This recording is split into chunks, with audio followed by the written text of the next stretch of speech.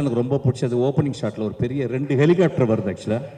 அதில் வந்து ஒரு பொண்ணு மஞ்சள் கலர் சாரி வந்து ஃபுல் டான்ஸ் ஆக்சுவலி. அந்த மாதிரி ஒரு டான்ஸை நான் பார்த்ததே கிடையாது. அது கிளைமேக்ஸில் வந்து ஒரு 250 பேர் அடிச்சு கொள்கிற மாதிரி. என்னால் படம் பாட்டு வந்து வெளியே ஒன்றுமே பேச முடியல. அந்த மாதிரி சீன்ஸ்லாம் இருக்குதுன்னு நினச்சிங்கன்னா அதெல்லாம் இருக்காது. நான் ஷூட் பண்ணிக்கிட்டேன். எங்கள் ப்ரொடியூசர் இங்கே தான் உட்காந்துருக்காரு. எங்கள் ப்ரொடியூசர் கூப்பிட்டு ஷூட்டிங்கை நிப்பாட்டிட்டு வந்து பேசு அப்படின்னாரு. நான் அந்த படத்தை ஒரு 2 வாரத்துக்கு முந்தி பார்த்தேன். One of the extraordinary experience in my life. நான் வந்து கொட்டுக்காளியும் வாழையும் பார்த்துட்டு one of the extraordinary experience of my லைஃப்னு சொல்லுவேன் 2 படத்தையும். எப்பொழுதுமே ஒரு செஞ்சுரியினுடைய கடைசி பகுதி அல்லது முதல் பகுதி, அதாவது 25 அல்லது 75ல் ஒரு பெரிய ரெனயசன்ஸ் நடக்கும். அந்த மாதிரி இந்த 2000ல், இந்த 2025ல் ஒரு எக்ஸ்ட்ராடனரி ரெனயசன்ஸ் வந்து இந்தியாவில் நடந்திருக்கு. நம்ம சொல்லுவோம் வந்து இந்தியா அந்த தேசத்தில் வந்து ஒரு தமிழகம் வந்து ஒரு சவுத் சைடு வந்து ரொம்ப அப்படி இருக்கும். Actually most of the films நம்ம பார்த்தோன்னா நார்த் இந்தியாவில் நடக்கிற மாதிரி ஒரு பிம்பம் இருக்கும். பட் இந்த 1925ல் வேர்ல்ட் சினிமா அப்படின்னா 2 சினிமா தான் நான் சொல்லுவேன். ஆக்சுவலாக வேர்ல்ட் சினிமாவுக்கு நம்ம நிறைய பண்ணியிருக்கோம், நிறைய போய் கதவை தட்டியிருக்கோம். வெற்றிமாறன், ராம, உங்கள் எல்லா படமே அந்த ஆஸ்பிரேஷனோடைய நம்ம அவங்களுக்கு கொஞ்சம் கூட கீழே இல்லை. ஒரு ஃபாஸ்பின் இருக்கோ, ஒரு ஹெர்சாக்கோ, ஒரு குரோசோவாக்கோ நம்ம கொஞ்சம் கூட கீழே இல்லை. அவங்கள்ட்ட தான் கற்றுட்டு வந்தோம். ஆனால் we can go and knock the doors-ன்னு சொல்லிட்டு நாக் பண்ணிகிட்டே இருக்காங்க. பட் ஐ வுட் சே அந்த உலகத்தின் அந்த வேர்ல்ட் சினிமாவினுடைய அந்த கோட்டை கதவை 2 படம் இந்த வருஷம் உடைச்சிருக்கு. ஒன்று வாழை, இன்னொன்று கொட்டுக்காளி. நான் வந்து கர்ணன் படத்தை பார்த்துட்டு வந்து எங்கள் அசன்ஸ்லாம் போய் பார்த்துட்டு வந்து நான் நிறைய படம் பார்க்குறதில்ல. காரணம் என்னென்னா, ஒரு படம் நல்ல படம் பார்த்துட்டா அது வந்து 1 வாரம் ஒர்க்கு எனக்கு. ஒரு கெட்ட படம் பார்த்துட்டா 1 வாரம் ஜுரம். Because one movie motivates me, one movie makes me shit actually. நான் வந்து கர்ணன் படம் பார்த்துட்டு வந்து ஒரு பர்டிகுலர் சீன் எடுத்து என் அசிஸ்டன்ஸ் வந்து சொன்னேன். ஒரு படத்தை எப்பயுமே படம் பார்த்துட்டு வந்து என் அசிஸ்டன்ஸோட டிஸ்கஸ் பண்ணோம். அப்போ கர்ணனில் ஒரு சீனை வந்து பார்த்து சொன்னேன். அப்படியே ஒரு பஸ் ஸ்டாண்டில் ஒரு அப்பாவும் ஒரு பெண்ணும் வந்து உட்காந்துருக்காங்க. 2 பேர் வந்து அந்த பெண்ணை, அந்த குழந்தைய ஒரு அப்பாவுக்கு முன்னே அசிங்கமாக அவங்க வந்து ட்ரீட் பண்ணுறதை வந்து எடுத்திருப்பான். அப்போ அவனுடைய ஷார்ட் டிவிஷன்ஸை வந்து நான் சொல்லி எக்ஸாக்டாக என்ன ஷார்ட் டிவிஷன்ஸ் பண்ணணும் அதை அப்படியே சொல்லிவிட்டு நான் சொன்னேன், டேய் இது ஒரு வருஷம் எழுதியிருக்காண்டா, இப்போ நம்ம இருந்தால் எப்படி பண்ணுவோம், நீங்கள் இருந்தால் எப்படி பண்ணணுண்டான்னு சொல்லி கொடுத்தேன். பிகாஸ் ஒரு படத்தை பார்த்தா பிறகு, இப்போ வெற்றிமாறன் படம் பார்த்து ஒரு ஷார்ட் வச்சிட்டான்னா அந்த ஷார்ட்டை வந்து நான் பார்த்து அதை ரிசீவ் பண்ணி, if it is extraordinary I will take that into my marrow. அப்போ நான் சொல்லும்போது வந்து இல்லைடா மாறி வந்து இன்னும் கிராஃப்ட் வந்து அப்படி இருக்குடா, நல்ல ஃபிலிம் மேக்கரான கிராஃப்டை வந்து இன்னும் வந்து அவன் பாலிஷ் பண்ணுடா அப்படின்னு சொன்னேன். My friends, you don't believe, நான் வாழை பார்த்தா பிறகு I was astounded, I was shell shocked. அவன் வந்து ஒரு படத்தை அவனுடைய ரூட்ல இருந்து சொல்லும் போதே உடனே அவனுடைய மிச்ச படங்களுடைய விமர்சனங்கள் எல்லாமே வரும். கிட்டத்தட்ட ஒரு 2 டிவிஷனாகத்தான் இப்போ தமிழ் சினிமாவாக மாறி இருக்கு. சப்போர்ட் அண்ட் நாட் சப்போர்ட், இதெல்லாம் நிறைய பாலிடிக்ஸ்லாம் நடந்துருக்கு. ஆனால் இதை அவன் சர்பாஸ் பண்ணுறான். அவன் என்ன பண்ணுறான், ஒரு கதையை தன் வாழ்நாளில் அவன் வாழ்க்கைக்குள்ள அவனுடைய ஒட்டுமொத்த வழி, சந்தோஷம், காதல், நட்பு, எல்லா எமோஷன்ஸுக்கும் ஒரு 8 வயசு 9 வயசு பையனுக்குள்ள இருக்கும்ல, அதை வந்து நம்மள்ட்ட வந்து எடுத்து வந்து காட்டிருக்கான் இந்த வாழையில். இந்த படத்தை ஏன் பார்க்கணும் அப்படின்னு கேட்டிங்கன்னா, நம்மளுக்கெல்லாம் ஒரு 7 வயசுலேருந்து இந்த சைல்டுஹுட்னு சொல்லுவாங்கல்ல, அதோடைய மெமரிஸ் வந்து நம்ம தலைக்குள்ள அப்படி இருக்கும் சாவுற வரைக்கும். என்னை பொறுத்த ஒரு மனிதனுடைய மரண படுக்கையில் அவன் கடைசியாக ஒரு இமேஜ் வரும் பார்த்தீங்களா, நிறைய இமேஜ் வரும். அம்மா வரும், அப்பா வரும், அவன் பெத்த குழந்தையுடைய இமேஜ் வரும், என் மகள் வரும், இப்படிலாம் வரும்ல. அதுக்கப்புறம் மிக முக்கியமாக வர இமேஜ் அவன் சைல்டுஹுட்டில் அவன் ரொம்ப சந்தோஷமாக இருந்த ஒரு இமேஜும் ரொம்ப சோகமாக இருந்த இமேஜும் அவன் சாகும்போது வரும். அது ஒரு நார்மல் பீப்புள்னால அதை வந்து வெளியே சொல்லலாம். ஒரு ஆர்டிஸ்ட் மட்டும்தான் அதை ஒரு நாவலாக எழுத முடியும், ஒரு புதினமாக படைக்க முடியும், அல்லது ஒரு பயோகிராஃபியாக எழுத முடியும். Very rarely in the whole world of cinema there are very few directors are able to articulate their inner experience. அது எனக்கு தெரிஞ்சு இந்தியாவில் அந்த மாரி செல்வராஜுக்கு நடந்திருக்கு. he was able to articulate எப்படின்னா, இந்த குழந்தை வந்து ஒரு அரை மணி நேரம் அம்மா காணாமல் போயிட்டா அழுவும் பார்த்தீங்களா, அந்த தொண்டைக்கூலி அப்படியே இது அந்த மாதிரி அழுதுருக்கான். உடனே நம்ம நினைக்கலாம், ஓ ரொம்ப சோகமான படமா? இல்லை, எனக்கு தெரிஞ்சு இந்த 10 இயர்ஸில் நான் பார்த்த சந்தோஷமான படம் இந்த படம். அந்த வாழை எவ்வளவு பச்சையாக இருக்கோ பசுமையாக இருக்கோ அந்த அளவு பசுமையான படம் இந்த படம். வேர்டன்ட்னு சொல்லுவாங்க இங்கிலீஷில், வேர்டன்ட்னு. அது ஏன் அவன் நம்மள்கிட்ட சொல்லணும் அப்படின்னா, அவனுக்கு ஒரு மொழி இருக்கு. அந்த அந்த அந்த தியாகராஜன் குமாரஜி சொன்னா டெக்னிக்கலாக இஸ் எவால்வ்ட் அப்படின்னு இருக்கான். நம்மளுடைய முதல் படம் எப்பொழுதுமே தோல்வி படம். ஒரு டைரக்டருக்கு வணிக ரீதியில் வின் பண்ணிடுவோம், ஆனால் நம்மளுடைய ஃபார்மில், நம்மளுடைய ஆர்ட்டில், நம்மளுடைய அடைகாத்தலில் நம்மளுடைய previous movie always a bad film. அதனால தான் எல்லா டைரக்டரும் இங்கே இருந்தவங்க எடிட் பண்ணி முடிச்ச உடனே அந்த படத்தை ஹேட் பண்ணிடுவாங்க. they will be spending years and years to edit the film. Once it is edited, when it is projected on the screen, it is a bad film. அவருடைய மிச்ச படங்கள்லாம் அப்படி தான் இருப்பான், ஒரு நல்ல டைரக்டர் அப்படி தான் இருப்பான். இந்த படம் அவன் வாழ்நாளில் I don't think he can make a better film than this. Mari, you can't do, I believe so, because so much of truth in this film. ஏன் ட்ரூத்னா, ட்ரூத்தை எங்க கண்டுபிடிக்கலாம்னா, ஒரு 8 வயசு பையன்ட்டு நீங்க பேசும்போது ஒரு 6 வயசு குழந்தைட்டு தான் அவ்வளோ ட்ரூத் இருக்கும். மாறி அதுக்கப்புறம் நிறைய ஃபிக்ஷன்லாம் மிக்ஸ் பண்ணலாம். ஆனால் இந்த படத்தில் கிட்டத்தட்ட வந்து ஒரு தாய்ப்பால் போல வந்து அவன் வந்து இந்த படத்தை சொல்லியிருக்கான். இந்த படத்தில் வந்து ஃபார்முக்கு இந்த படம் வந்து ரொம்ப முக்கியன்றேன். நான் என்ன சொல்ல வந்தேன்னா, அவன் பார்த்த வாழ்க்கையை, மறக்க முடியாத வாழ்க்கையை, நிறுத்தவே முடியாத அந்த அழுகையை, நிப்பாட்டவே முடியாத அவன் புன்னகையை இந்த படத்தில் அப்படியே உறைஞ்சு போய் வச்சிருக்கான். எனக்கு தெரிஞ்சு இந்த ஃபார்ம் அந்த படத்தில் வந்து அவன் போயிட்டு கேரக்டரில் நடக்க சொல்லிட்டு அவன் போய் நின்று பார்த்துருக்கான்.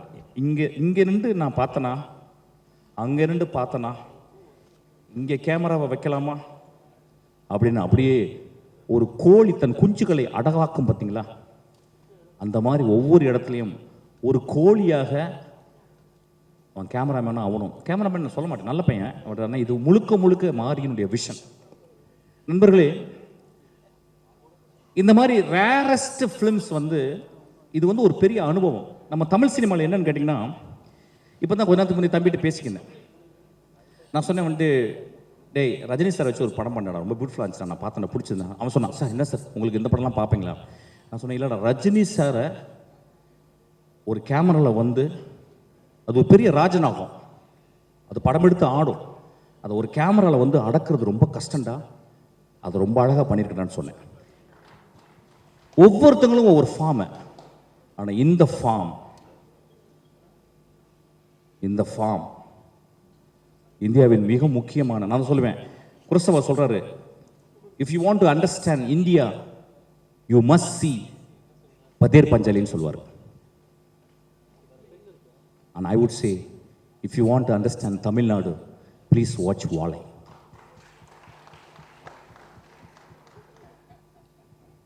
இந்த படத்தை பார்த்துட்டு வந்து நிறைய சொன்ன மாதிரி, இல்லை சார் இது வந்து ஒரு படம் மாதிரி இல்லை. ஆமாம், படம் மாதிரி இருக்காது, இது வந்து பாடம், இது வந்து உங்கள் வாழ்க்கை. இதில் ஒரு டீச்சரை பற்றி சொல்லியிருப்பான். நம்ம வாழ்க்கையில் அம்மா தங்கச்சி எல்லாரையும் விட்டுட்டு நம்ம அதுக்கப்புறம் சொந்தம் இல்லாத ஒரு சொந்தம், அது யாருன்னு கேட்டால் டீச்சர் தான், நம்மளோட டீச்சர். அந்த டீச்சர்கிட்ட தான் நம்ம வந்து அதை வந்து காளியாக பார்க்குறதா, தேவியாக பார்க்குறதா. அம்மா கிடையாது, தங்கச்சி கிடையாது, அக்கா கிடையாது, ஆனால் அவங்க யார் அப்படி பெரும் பெரும் தவிப்பு இருக்கும் அந்த குழந்தை. அதாவது இந்த கம்மிங் ஆஃப் ஏஜினுடைய முதல் பெண் அவன். எனக்கு தெரிஞ்சு இந்தியாவில் அந்த குழந்தைக்கும் அந்த டீச்சருக்கும் உள்ள ரிலேஷன்ஷிப்பை எந்த படம் இந்த மாதிரி போர்ட்ரே பண்ணதே இல்லை. அந்த டீச்சரா வந்து ஒரு குழந்தையை நடிச்சிருக்கா. Oh what a performance, oh my God. அவளையும் மலையாளத்தில் தான் கூட்டி வந்திருக்கான். அதுதான் பெரிய வருத்தம். டீச்சர்ங்களே இல்லை போல ஆக்சுவலாக. One of the extraordinary performance. நான் நிறையா பேசலாம், நான் ஷூட்டிங்கை விட்டு வந்திருக்கேன். இன்றைக்கி தான் ரொம்ப நாகரிகமாக பேசியிருக்கேன்னு நினைக்கிறேன். ஆக்சுவலாக நான் ரொம்ப சந்தோஷமாகவும் ரொம்ப வருத்தமாகவும் இந்த மேடையை விட்டு இறங்குறேன். என்னை பற்றி திட்டுறவங்களுக்கு வந்து எதுவுமே இல்லாமல் கொடுத்துட்டேன்னு சொல்லிட்டு நான் ரொம்ப மனசோட ரொம்ப கஷ்டத்தோடு தான் நான் அந்த மேடையை விட்டு இறங்க போகிறேன். போன படம் ஒட்டுக்காளியில் நிறைய பேசினேன், ஒரு குத்து டான்ஸ் ஆடினேன், அதுக்கு பெரிய மரியாதை கிடச்சிது. ஒரு 50 பேர் நல்ல காணொலி போட்டு திட்டினாங்க. நண்பர்களே, மேடையில் பேசுகிற மாதிரி போர் எதுவுமே கிடையாது. Utter bore. I'm not speaking, I'm just performing like a clown. And I'm very sure I'm the most sad clown. இந்த 2 படங்களும் என் வாழ்க்கையை உருட்டி போட்டு விட்டதையா. இந்த 2 படங்களும் என் நாக்கை அப்படியே ஒரு முடிச்சு போட்டுருச்சு என் நாக்கில். எனக்கு பேச முடியல. அப்போ நாங்கள் பேசும்போது அடுத்த வார்த்தை என்ன தெரியக்கூடாதுன்னு நான் பேச ஆசைப்படுறேன். ஏன்னா நான் அடுத்த வார்த்தை தெரிஞ்சிச்சுன்னா நான் நல்லா பேசுறேன்னா, வெற்றிமாறன் நல்லா பேசுறானா, ராம் நல்லா பேசுறானான்னு இப்படி ஆயிடும். அதனால நான் கெட்ட வார்த்தைகள் பேசுறதையும் தயவுசெய்து பொறுத்துக்கங்கன்னு சொல்ல வரேன்.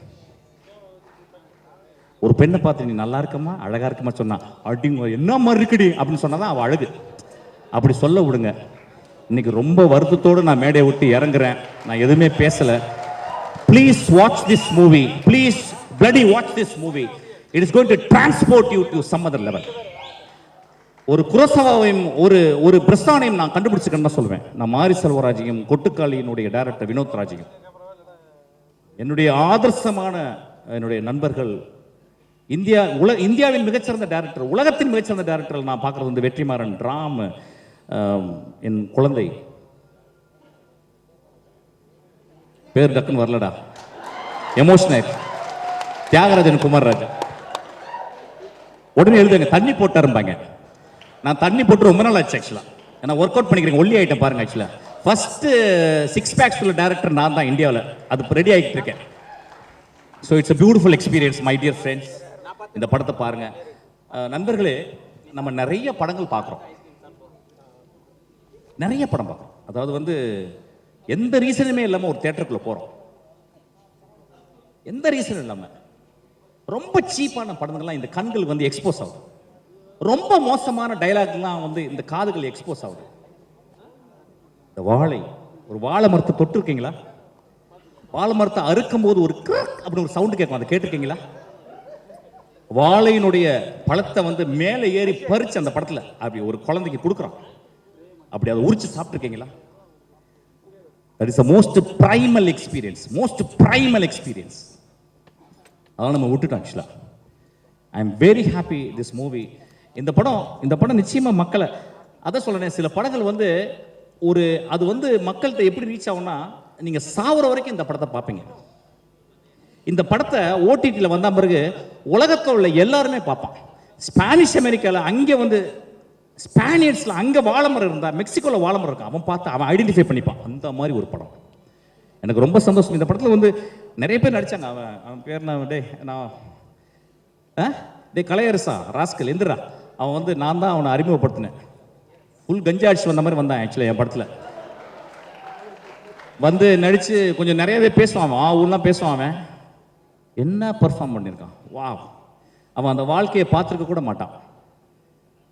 அவனுக்கு எப்படி லுங்கி கட்டணும், அவனுக்கு எப்படி வாழையை சுமக்கணும். ஐயா, இந்த படத்தில் வாழையை சுமந்திருக்காங்க. ஐயா, வாழையை சுமந்திருக்காங்க.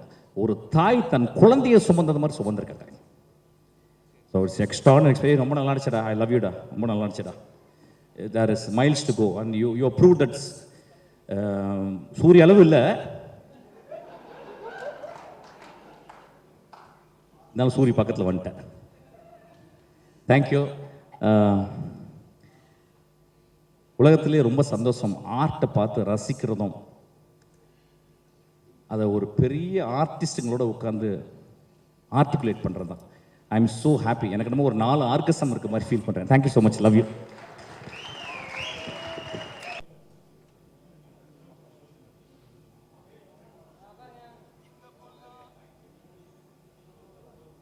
அனைவருக்கும் வணக்கம். எதுவும் ப்ரிப்பேர் பண்ணல. மாரி சாரோட ஸ்கூல்னு வருது. என்னோட தமிழ் டெபியூ சார் கூட கர்ணன், அதுக்கப்புறம் இப்போ பைசில் நடிச்சுட்டு இருக்கேன். சாரை பற்றி எல்லாரும் பேசியிருக்கோம். அவன் இங்கே குரு, என் teacher. It's not my space to talk about him. First of all நான் என்ன சொல்லணும்னு, நம்ம ஒரு செட்டில் போய் நடிக்கிறதுக்கு நம்ம போகும்போது யூ லிசன் டு டைரக்டர். நமக்கு ஒரு ஸ்கூல் இருக்குல்ல, நம்ம டைரக்டர் எவ்வளோ கான்ட்ரிபியூட் பண்ணுறாங்க, அவ்வளோ கான்ட்ரிபியூட் பண்ணியிருக்காங்க இந்த ஊர் மக்கள். நம்ம 2 படத்தில் பண்ணும்போதும் அவரை பார்த்து தான், அவரை ரசித்து தான், அவரை அப்சர்வ் பண்ணி தான் நடிச்சிருக்கேன். ஒரு வாட்டியும் மாரி சார் படம் பண்ணும்போது ஃபுல்லாக என்ன சொல்கிறது, ஃபுல்லாக சரண்டர் ஆகி, ஃபுல்லாக அவ்வளோ with so much of respect and எல்லாருமே அவ்வளோ ஹார்ட் ஒர்க் பண்ணுறாங்க. அண்ட் வாழை ஸ்பெஷலி நம்ம எல்லாரையும் லைஃப்பில் நடந்திருக்கிற ஒரு இன்சிடெண்ட், நமக்கு ஒரு ட்ராமா இருக்குது, ஒரு இன்சிடெண்ட் இருக்குன்னு அதை பற்றி யோசிக்கிறது கொஞ்சம் கஷ்டம் இல்லை. ஆனால் அந்த இன்சிடெண்ட்டை பற்றி ஒரு படம் சார் எடுக்க போகிறாங்க. அப்போது அதுக்காக எல்லாமே மாற்றி வச்சு இந்த படத்துக்காக நம்ம கௌமதி அக்காவில் இருந்து எனக்கு புரியற கண்ணன் எல்லாருமே அவ்வளோ ஹார்ட் ஒர்க் பண்ணியிருக்காங்க இந்த படத்துக்காக. So first of all thank you so much and congratulations to our ஊர் மக்கள் ஃப்ரம் திருநெல்வேலி. அவ்வளோ பெர்ஃபார்ம் பண்ணியிருக்காங்க. And to match up to their level, நம்ம ஆர்டிஸ்ட்டை வரும்போது இட்ஸ் நாட் ஈஸி. அவ்வளோ அளவுக்கு மேட்ச் பண்ணியிருக்காங்க. கல்யாணா, திவ்யா, நிகிலா, நம்ம 2 பசங்கள் so nicely they have done. As an actor, I'm so proud to watch this performance. It's a very sweet film. First ஹாஃபில் ரொம்ப நம்ம சிரிக்கும், ரொம்ப ஹாப்பியாக இருக்கும், பியூட்டிஃபுல்லான ரொமான்ஸ் இருக்குது, எல்லாமே இருக்குது. செகண்ட் ஹாஃபில் வந்து மிகப்பெரியான ஒரு விஷயத்தை பற்றி பேசியிருக்காங்க. It's lovely film. I personally believe இது மாரி சாரோட பெஸ்ட் ஃபில்ம். அண்ட் 23rd ஆகஸ்ட்க்கு இது ரிலீஸ் ஆக போகிறோம். I personally request every one, தியேட்டரில் வாங்க, பாருங்கள். கண்டிப்பாக இது பெரிய ஒரு சக்ஸஸ் ஆகி மாறணும். ஏன்னா இது தமிழ் சினிமாவில் இப்போ வரைக்கும் வந்திருக்க படத்தில் பெஸ்ட் ஃபில்ம்ஸில் இந்த ஃபில்ம் வரும்னு நினைக்கிறேன். Thank you so much for inviting me here. Personally thanking all the producers of this film, Divyaka, Mari sir, Dilip Master, Red Giant, all of you for producing this film, and especially Disney Plus Hotstar. It's a wonderful film. Thank you so much, all of you. Thank you. Thank you so much. அடுத்ததாக நம்ம எல்லாருக்கும் பிடித்த நம்ம வீட்டு பிள்ளை நமக்காக இந்த வாழை திரைப்படம் பார்த்துட்டு அவருக்கு ஏற்பட்ட வணக்கம். இவங்க ஏற்றதுக்கு காரணம் பயப்படாதீங்க, இவங்க அவளே வரிசையாக பேச போகிறாங்களா நீங்கள்? அவங்க ஆல்ரெடி பேசிட்டாங்க, வீடியோ பார்த்தாச்சு. அதனால் அவங்கள சும்மா ஸ்டேஜில் ஏற்றி உங்களுக்கு காட்டணும் அப்படிங்கிறது தான். எல்லாருக்கும் நன்றி, ரொம்ப நன்றி. ஏன்னா ரொம்ப கடுமையான உழைப்பு போட்டாங்க, நிறைய திட்டு வாங்கியிருக்காங்க, என்னையும் திட்டியிருக்காங்க பயங்கரமாக, நிறைய சண்டைகள் நடந்திருக்கு இதுக்கு பின்னாடி. இந்த படம் இப்படி வர்றதுக்கு காரணம் வந்து இங்கே இந்த டீமுக்கும் எனக்கும் நடந்த சண்டை தான் அந்த படத்துக்கு இப்படி வர்றதுக்கான காரணம். அவ்வளோ உழைப்பு போட்டிருக்காங்க, அவ்வளோ பேத்துக்குமே நன்றி. என்னோடய டீம் கேமராமேன் சார் மேலே கூப்பிடுறேன். ஈஸ்வ சார், ஒளிப்பதிவாளர் தேனி ஈஸ்வர் அவர்களை அன்புடன் மேடைக்கு அழைக்கிறோம். சந்தோஷ் நாராயண், மியூசிக் டைரக்டர் சந்தோஷ் நாராயண் வந்து சில வர முடியாத காரணம், அவர் வந்து வெளிநாட்டில் இருக்காரு, அதனால் வர முடியல. அவருக்கு கொஞ்சம் நேரத்துக்கு நன்றி.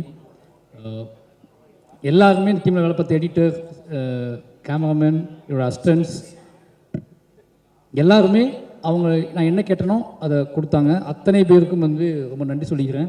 இந்த படம் அப்படி எடுக்கப்பட்ட படம். நானும் இந்த போய் பேசிடுறேன், ஏன்னா இவங்க இருக்கும்போது நான் பேசணும்னு ஆசைப்பட்டேன். அதனால தான். ஒன்றும் இல்லை, நான் நிறைய பேசிட்டேன், டீமை பற்றி எல்லாத்தையும் பற்றி வீடியோவில் பேசிட்டேன். ரஞ்சித் அண்ணா சொன்னார், டேய் பயோபிக்னு சொல்லியே ரிலீஸ் பண்ணுறியா அப்படின்னு சொன்னார்.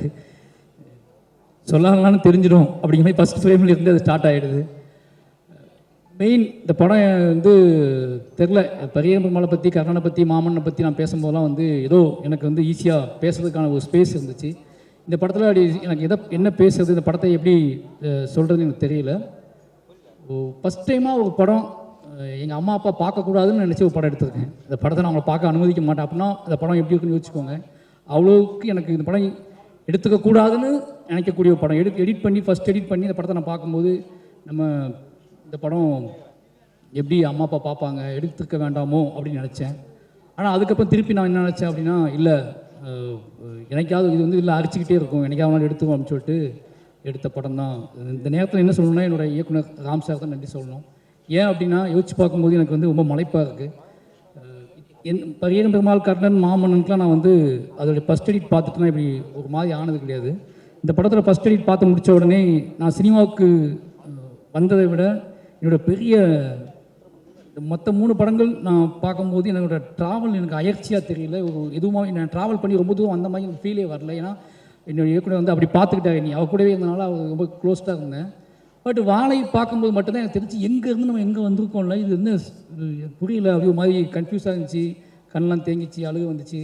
ஒரு எடிட் பார்த்துட்டு நான் வந்து எனக்குள்ளே ரொம்ப ஃபீல் பண்ணி ரொம்ப நாள் அமைதியாகவே இருந்தேன்னா வாழை தான். அதுக்கு ஒரே காரணம் என்னென்னா இந்த எண்டுக்கும் இந்த டேவுக்கும் அந்த டேவுக்கும் பிப்ரவரி அந்த 99 பிப்ரவரி 22 அந்த டேவுக்கும் இந்த டேவுக்கும் உள்ள லாங் டிஸ்டன்ஸையும் இதுக்கு இடையில நான் சந்தித்த மனிதர்களையும் அவர்கள் எனக்கு கொடுத்த ஆதரவு, வலி, பெயின் இது எல்லாமே நினச்சி பார்க்கும்போது தெரில ஒரு மாதிரி வாழ்ந்து முடித்த மாதிரி ஒரு அனுபவம் வந்து இந்த உண்மையை சொன்னதுனால நம்ம வாழ்ந்து முடிச்சிட்டோம் அப்படிங்கிற மாதிரி ஒரு ஃபீல் அங்கே வந்துடுச்சு. அப்படியே ஒரு படம் தான் வாழை. இதுக்கப்புறம் என்ன படம் எடுத்தாலும் ஏதாவது என்னோட பெஸ்ட்டுன்னு சொன்னாங்க. என்னோட பெஸ்ட்டாக இன்னொரு படம் எடுக்க நான் ட்ரை பண்ணுவேன். பெஸ்ட்டாக இன்னொரு படம் எடுக்க ட்ரை பண்ணிக்கிட்டே இருப்பேன். ஆனால் என்னோட என்ன சொல்கிறது, என்னோட உச்சபட்ச கண்ணீர்னால் அது வாழை தான். இல்லை பெஸ்ட்டாக ஒரு படம் எடுக்க ட்ரை பண்ணுவேன். என்னோட உச்சபட்ச கண்ணீராக வாழை தான் நான் பார்ப்பேன். இதுக்கு மேலே நான் எந்த படம் எடுத்தாலும் அழுக வராது, எனக்கு எந்த படம் எடுத்தாலும் எனக்கு ஃபீல் வராது. இந்த படத்தை எடுத்துட்டோம் அப்படிங்கிறதுக்கு இதுக்கு திராணி கொடுத்த என்னோடய இயக்குனருக்கு எவ்வளோ நன்றி சொன்னாலும் பார்த்தாது. இப்போ என்னோட கதையை, என்னோட அழுகையை, என்னோட உழைப்பை, என்னோட என்ன சொல்கிறது பரிதவிப்பை படம் பண்ணுவதற்கான சக்தி இருக்குல்ல. ஒரு டைரக்டருக்கு எல்லா கிராஃப்ட்டும் பிடிபட்டுருமா, எல்லா ஒரு டைரக்டருக்கு தன்னை பற்றியே உரிச்சு காட்டுறது முடியுமா அப்படின்னு நிறையவே கேள்வி கேட்பாங்க. நான் என்னை உரிச்சு காட்டுறதுக்கான ஸ்பேஸை எனக்குள்ள வலிமையாக கொடுத்தது என்னுடைய இயக்குனர். அவருக்கு ரொம்ப ரொம்ப நன்றி. ஏன்னா அதை யோசிக்கவே முடியாது. ஏன்னா இதுதாண்டா ஆர்ட்னு சொல்லி ஒவ்வொரு டைம் நான் அவட்ட அழுகும் போதெல்லாம் இதுதாண்டா ஆர்ட், இதை பண்ணுறா முதல்ல இதை பண்ணுறா, நீ என்னடா பண்ணிட்டு இருக்க அப்படின்னு கேட்கும்போது அப்போ தான் என்னோட கண்ணீர் எல்லாமே கலையாக தெரிய ஆரம்பிச்சிச்சு, என்னோட அழுகை எல்லாமே கலையாக தெரிய ஆரம்பிச்சிச்சு. அப்படி அதெல்லாம் சேர்ந்து ஒரு படமாக எடுத்துட்டோம். இந்த படம் எனக்கு என்ன சம்பாதிச்சு கொடுக்க போதெல்லாம் தாண்டி திலீப் மாஸ்டர் விவேக் திலீப் மாஸ்டர் ரெண்டுத்தையும் மேலே கூப்பிடுறேன். அந்த எமோஷனல் தான் இந்த படம் வந்து எனக்கு கொடுத்துச்சு. ஏன்னா அது சாருக்கு இந்த படம் என்னோட காணிக்கைன்னு சொல்லலாம். நான் வந்து கடவுள் நம்பிக்கை இல்லை, என்னோட ப்ரெசன்ட் என்னோட டெடிகேஷன் இந்த படத்தை வந்து நான் ட்ரிபியூட் பண்ணது வந்து என்னோட இயக்குனருக்கு தான் ட்ரிபியூட் பண்ணுறேன். ஏன்னா இந்த படத்துக்குள்ளே தப்பித்தல் ஒன்று இருக்குல்ல, இந்த படத்துக்கு நான் சேர்ந்த இடம் ஒன்று இருக்குல்ல, அது ரொம்ப என்ன சொல்கிறது, எனக்கு அவங்க இந்த ராம் சார் நம்ம என்ன கொடுக்க போகிறோம் அப்படின்னு ஒன்று பண்ணிட்டே இருந்துச்சு. ஏதாவது ஒன்று கொடுக்கணும் அப்படின்னா இந்த படம் தான் அவருக்கு. இது அந்த படம் வந்து என்ன இது வெற்றி படமாக தோல்வி படமானு தாண்டி நான் முழுக்க இது ராம் சார் கொடுக்கறதாகவே எடுக்கப்பட்ட படம். இதுதான் சார் அவர் என்னை உருவாக்குனதுக்கான காரணமும் நான் உருவானதுக்கான காரணமும் இந்த படம் மட்டும்தான். அந்த நிலையில் இது ரொம்ப சந்தோஷமாக நான் உணர்றேன். அப்புறம் என்னோடய குடும்பத்துக்கு ரொம்ப நன்றி சொல்லணும். நான் என்ன சொன்னாலும் என்ன சொல்கிறது, இதுக்கு இவன் நம்ம கதையவே திருப்பி எடுக்கிறான் அப்படின்னு நமக்கு வருத்தம் இருக்குது. எங்கிட்டு போனாலும் நம்மளையே கொண்டு வச்சுதானே கொண்டு படத்துக்குள்ளே கொண்டு அப்படின்னு எங்கள் அப்பாவுக்கு வருத்தம் இருக்குது, எங்கள் அம்மாவுக்கு வருத்தம் இருக்குது. அது என்ன சொல்கிறது, ஒரு நாள் சந்தோஷமாக ஃபீல் பண்ணுவாங்க, இன்னொரு நாள் ஒரு மாதிரி எமோஷனலாக ஃபீல் பண்ணுவாங்க. என்னோடய குடும்பம் ஒரு கட்டத்துக்கு அப்புறம் புரிஞ்சிக்கவே முடியாத என்னை அலைக்கழிச்ச என் குடும்பம் இன்றைக்கி ரொம்ப நல்லா புரிஞ்சிக்குது. அப்படி என்னோடய மனைவியாக இருக்கட்டும், என்னோடய குடும்பமாக இருக்கட்டும், எல்லாருமே வந்து நான் என்ன முடிவெடுத்து மூவ் ஆனாலும் அதை புரிந்து கொள்ள பக்குவம் அவங்களுக்கு இருக்குது. அந்த பக்குவத்தை கொடுத்த என்னோடய கலைக்கு ரொம்ப நன்றி. என்னோடய ஆர்ட் ஃபார்ம் தான் அவங்களுக்கு அந்த பக்குவத்தை கொடுத்துருக்கு. இவன் எதை சொன்னாலும் அதுக்குள்ள உண்மையை வைக்கிறான், அது மக்களுக்கு பிடிக்குது அப்படிங்கிற நம்பிக்கையில் என்னை விட்டுருந்தாங்க. அதனால் போயிடுறேன், தயவு செஞ்சு தப்பாக நினச்சிக்காத. ப்ரொடியூசர் ரொம்ப தாமதமாக கூப்பிட்றேன், ஏன்னா எல்லாரும் இருக்காங்க, ப்ரொடியூசர் இல்லை அப்படின்னு சொல்லிட்டு. திவ்யா மேலே கூப்பிட்றேன், காஸ்டியூம் டிசைனர் மேலே கூப்பிட்றேன். ஓகேவா, இதுதான் ரொம்ப எமோஷனலான விஷயம். நாங்கள் ஷேர் பண்ண வேண்டிய விஷயம் இதுதான். நாங்கள் ஆல்ரெடி எல்லாமே பேசிட்டோம் வீடியோவில். டேய் நீ இவனை கூப்பிடவே இல்லைடா, அவனை கூப்பிடவே இல்லையே. அப்போ அவன் கோச்சிக்கோல நவ்வி ஓகே தூங்கிட்டாளா, பிரியாணி சாப்பிடுது. ஓகே ரொம்ப சந்தோஷம். ஐயோ அவன் அது வேறு அவங்க குமார்ண்ண ஆர்ட் டைரக்டர் கபிலன் சுரேன். ஓகேங்களா, ஸ்டேஜுக்கு வாங்க. ரொம்ப நன்றி. எல்லாருமே நிச்சயமாக வந்து படம் ஆரம்பிக்கும் போது இது டயட்டோட கதை தான் டயட்டோட கதை தான் தெரிஞ்சு எல்லாருமே நான் என்ன திட்டினாலும் வாங்கிக்கிட்டு வேலை பார்த்தாங்க. அவங்க அத்தனை பேருக்குமே நன்றி. ஏன்னா நான் மற்ற படத்துலையாவது என்கிட்ட வந்து விளக்கம் கொடுப்பாங்க. இப்போ குமாரன் ஆர்ட் டிபார்ட்மெண்ட்டை நான் உங்களுக்கு சொல்கிறேன் அப்படின்னா செல்வம் அது வராது செல்வம் அப்படிம்பாங்க. இந்த படத்தில் இவன் வேறு ஏன் கதை மானே அப்படின்னு சொல்லிட்டு அதுக்கு வேலை பார்த்து கொடுத்தாங்க. அத்தனை பேர்த்துக்குமே ரொம்ப நன்றி. கடைசியாக ஃபைனலாக சொல்லணும் அப்படின்னா திலீப் மாஸ்டர் இந்த படம் எடுத்து முடிச்சுட்டு ஹாட் ஸ்டார் வந்து கேட்டாங்க, இது தேட்டிக்கல் பண்ண போறீங்களா, ஓடிடி பண்ணலாமா, என்ன பண்ணலாம், யார் நீங்களே ரிலீஸ் பண்ணுறீங்களா, என்ன பண்ணலான்னு கேட்கும்போது எனக்கு கொஞ்சம் பயம் இருந்துச்சு. ரஞ்சித் அண்ணன்ட்ட கேட்டேன், தானுசார்ட்ட கேட்டேன், எல்லாத்தையுமே கேட்டேன், என்ன பண்ணலான்னு கேட்டேன். டேய் இது பார்த்துக்கோ, உன் முடிவு இவ்வளோ கஷ்டப்பட்டு வந்திருக்க, ஏன் முடிவு எடுத்துக்கோ அப்படின்னு சொல்லி. ஆனால் எனக்கு என் மனைவிட்ட கேட்டேன், நம்ம பேரில் தான் அது வரணும், சர்டிஃபிகேட் வந்து நம்ம பேரில் தான் வாங்கணும் அப்படின்னு சத்தியம் வாங்கிட்டாங்க. நீ என்ன பண்ணியோ தெரியாது, நீ வீட்டை வைப்பியோ நாட்டை வைப்பியோ தெரியாது, சர்டிஃபிகேட் நம்ம பேரில் தான் வரணும் அப்படின்னு சொன்னாங்க. அப்போ நான் சொன்னேன், சார் கொஞ்சம் டைம் கொடுங்க, சர்டிஃபிகேட் என் பேரில் தான் வரணுமா, நவி ஸ்டுடியோஸ் தான் வரணுமா, அதனால் வந்து நானே இந்த படத்தை வாங்கிக்க கொஞ்சம் டைம் கொடுங்கன்னு கேட்டேன். பிரதீப் சாரும் சரி, நகன் சாரும் சரி, கிருஷ்ணன் குட்டியும் சரி, எல்லாருமே அதுக்காக வெயிட் பண்ணாங்க. சரி சார் நீங்கள் எப்போ சொல்கிறீங்க அப்போ ரிலீஸ் பண்ணலான்னு சார்னு சொல்லி கொஞ்சம் கொஞ்சமாக அதுக்கான ஏற்பாடுகள் பண்ணிகிட்டு இருந்தோம். தனியாக பண்ணலாமான்னு யோசிச்சுட்டு இருக்கும்போது ஒரு நாள் பைசன் ஷூட்டிங் ஸ்பாட்டுக்கு திலீப் மாஸ்டர் வந்தார். வாழை ரெடி ஆகிடுச்சான்னு கேட்டால் பார்த்தாரு. படம் பார்த்தோன்னே அது ரொம்ப பிடிச்சிருச்சு. வந்து வெளியே வந்தோடனே ஒரு மாதிரி எமோஷனலாகவே இருந்தார். என்னங்க பிளான் அப்படின்னு கேட்டார். தெரில, நம்மளே ரிலீஸ் பண்ணணும், தேட்டிக்கு தான் கொண்டு வரணும் அப்படிங்கும்போது நான் கூட வரேன், நானே பண்ணுறேன் கூட வந்து நம்ம ரெண்டும் சேர்ந்து பண்ணிடலாம் உடனே அப்படின்னு சொல்லிட்டு அன்றைய நாளில் இருந்து எதுவுமே கேட்காம என் கூட சேர்ந்து வேலை செய்ய ஆரம்பிச்சிட்டாரு. அப்போ தான் எனக்கு வந்து பயங்கர நம்பிக்கையாக இருந்துச்சு. நம்ம சினிமாவுக்குள்ளே நம்ம வந்து நம்ம பேர் எடுத்து இப்போ இவ்வளோ டேரக்டர்ஸ் வந்தாங்களே, நிறைய பேர் கேட்டாங்க. ரஞ்சிதன் கேட்டார், டேய் எல்லாத்தையும் 820 அப்படின்னு சொல்லி கேட்டார். எல்லாருமே என்னோடய படைப்புக்காக வந்தவங்க அப்படிங்கிற பெருமை இருக்குல்ல, அது பயங்கரமாக இருக்குது. என்னோடய படங்கள் அவங்களுக்கு பிடிச்சிருக்கு, என் படங்களில் ஏதோ உண்மையை தென்பட்டுருக்கு. இந்த பையனுக்காக போய் பேசலாம், இந்த பையனுக்காக போய் இப்போ பார்த்தீங்கல்ல கர்ஜித்துட்டு போனார்ல மிஸ்கின் அண்ணன் அப்படி பண்ணார்ல, அதுக்கான காரணம் ஒரே காரணம் தான், இவனுங்களுக்காக பேசலாம். அது வந்து எவ்வளோ நாள் தாங்கணும் முடிவு பண்ணதுக்கு நம்ம படைப்புகள் வழியாக அவங்கள நம்ம டச் பண்ணியிருக்கோம் அப்படிங்கிறது ரொம்ப பெருமையாக இருக்குது. இந்த நேரத்தில் வந்த என்னுடைய சக இயக்குநர்கள், ப்ரொடியூசர்ஸ், நடிகர்கள், நான் கூப்பிட்டு வந்த நடிகர்கள் எல்லாத்துக்குமே ரொம்ப நன்றி. ஏன்னா எனக்கு தெரியும் உங்களோட வேலை நேரம் எவ்வளோன்னு தெரியும். அதெல்லாம் தாண்டி அவனுக்கு போவோம், இந்த படத்தை அவனுக்கு சப்போர்ட் பண்ணுவோம், அவனுக்காக இந்த டயத்தை செலவு பண்ணுவோம் நீங்கள் முடிவு பண்ணதுக்கான காரணம் எல்லாத்துக்குமே ரொம்ப நன்றி. எங்கள் டீம் பார்க்க யாராவது விட்டுருந்தால் மன்னிச்சிக்கோங்க. ஹாட் ஸ்டாருக்கு ரொம்ப ரொம்ப நன்றி. ஏன்னா அவங்க பிலீவ் பண்ண நாள்லேருந்து இது தொடங்கிச்சு. எல்லாருக்கும் மெயின் காரணம் எல்லாருமே என்னை ஒருத்தனை பிலீவ் பண்ணாங்க, எனக்காக வேலை பார்த்தாங்க. இன்றைக்கி வந்திருக்கவங்க எனக்காக வந்தாங்க. உங்கள் எல்லாரும் நம்பிக்கையை காப்பாற்றக்கூடிய படங்களை தொடர்ந்து எடுத்துகிட்டே இருப்பேன். இந்த அப்படி ஒரு படமாக வாழை இருக்கும். நிச்சயமாக வாழை என்னை பற்றி புரிந்து கொள்வதற்கு யாரா இவன் இதே திருப்பி திருப்பி பேசிகிட்டு இருக்கான் அப்படின்னு நிறைய பேர் கேட்டுட்ருக்காங்க. என்ன தான் பிரச்சனை இவனுக்கு அப்படின்னு நிறைய பேர் கேட்டுட்ருக்காங்க. அவங்க எல்லாத்துக்கும் நீங்கள் எதுக்கு யோசிச்சுருக்கீங்க, நானே சொல்கிறேன் நான் யாருன்னு அப்படின்னு எடுத்த படம் தான் வாழை. நிச்சயமாக இந்த படம் உங்களுக்கு வந்து எல்லா கேள்விகளுக்கும் பதில் சொல்லக்கூடிய படமாக இருக்கும். நன்றி, வணக்கம். எல்லாருக்கும் வணக்கம். நம்ம எல்லாருமே வந்து ஒரு கம்மிங் ஆஃப் ஏஜ் ஃபில்ம் எல்லாருக்குமே இருக்கும். கம்மிங் ஆஃப் ஏஜ் ஃபில்ம் பண்ணும்போது எப்போதுமே வந்து நம்ம பர்சனல் லைஃப் எக்ஸ்பீரியன்ஸஸ்லேருந்து ஏதோ ஒன்று பண்ணுவோம். ஆனால் இந்த வாழை வந்து ஐ திங்க் தமிழில் முதல் ஆட்டோபயோகிராஃபிக்கல் ஃபில்ம் அப்படின்னு நினைக்கிறேன். இப்படி ஒரு ஆட்டோபயோகிராஃபிக்கல் ஃபில்ம்னு கிளைம் பண்ணி பண்ணுறது வந்து இதுதான் ஃபர்ஸ்ட் டைம் நினைக்கிறேன் நான். ஏன்னா அப்படி ஒரு படம் பண்ணுறது வந்து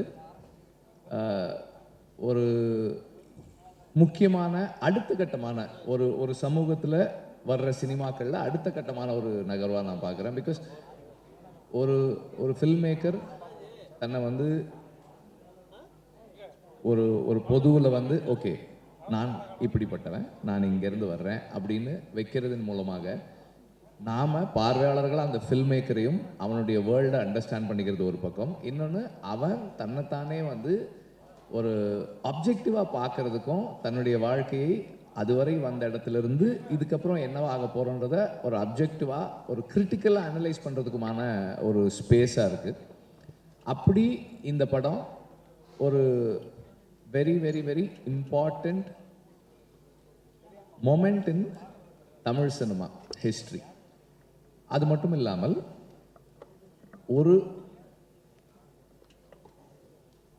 நமக்கு எல்லாருக்குமே ஏதோ ஒரு கஷ்டம் இருக்குது, பிரச்சனை இருக்குது.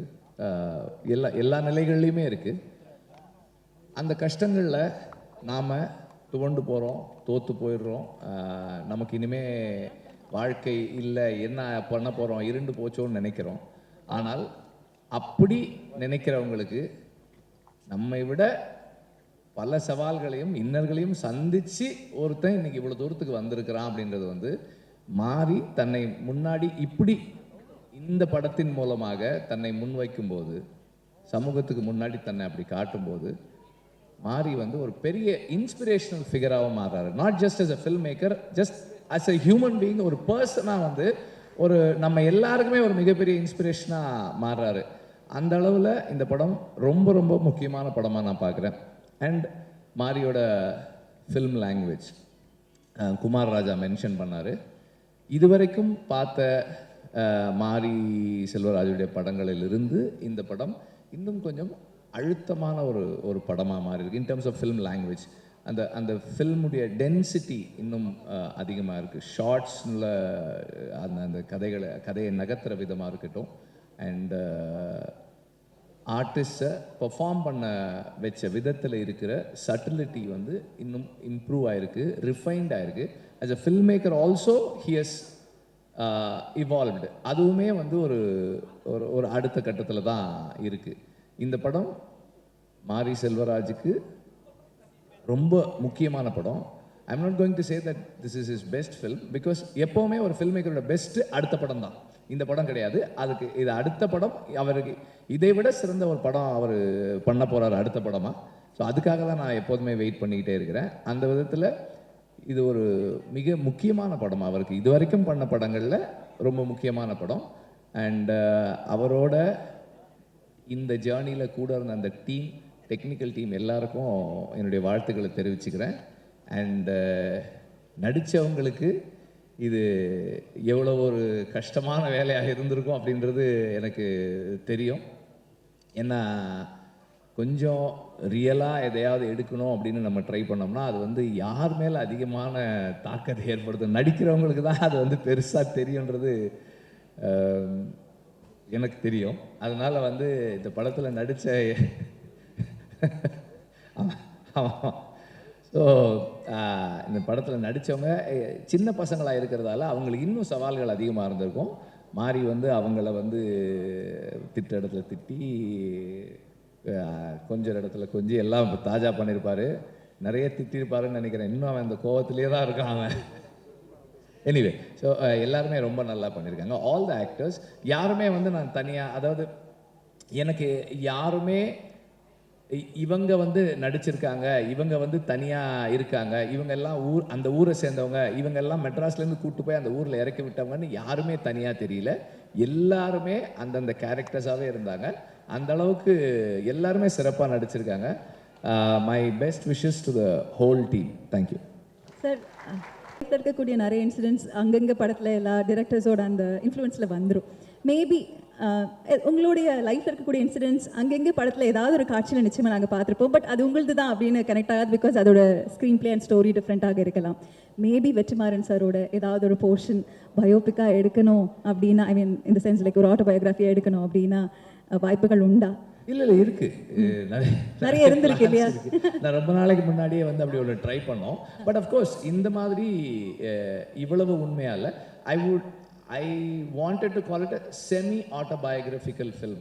என்னோட டீன்ஸில் வந்து ஒரு கிரிக்கெட் டோர்னமெண்ட் நடத்த ட்ரை பண்ணோம். அதை வச்சு ஒரு படம் பண்ணணும் அப்படின்னு ட்ரை பண்ணேன். But it is yet to happen. அது still on the process. இல்லை, அது இப்படி ஒரு பயோகிராஃபிக்கல் ஃபில்ம் வந்ததுக்கப்புறம் அதெல்லாம் எதுக்கு எடுத்துக்கிட்டு இல்லை அப்படி இல்லை, வருத்தப்படுற அளவுக்குலாம் ஒன்றும் யாரும் எதுவும் இழந்துடல, அவ்வளோதான். Okay sir, we are expecting, but thank you sir, thank you.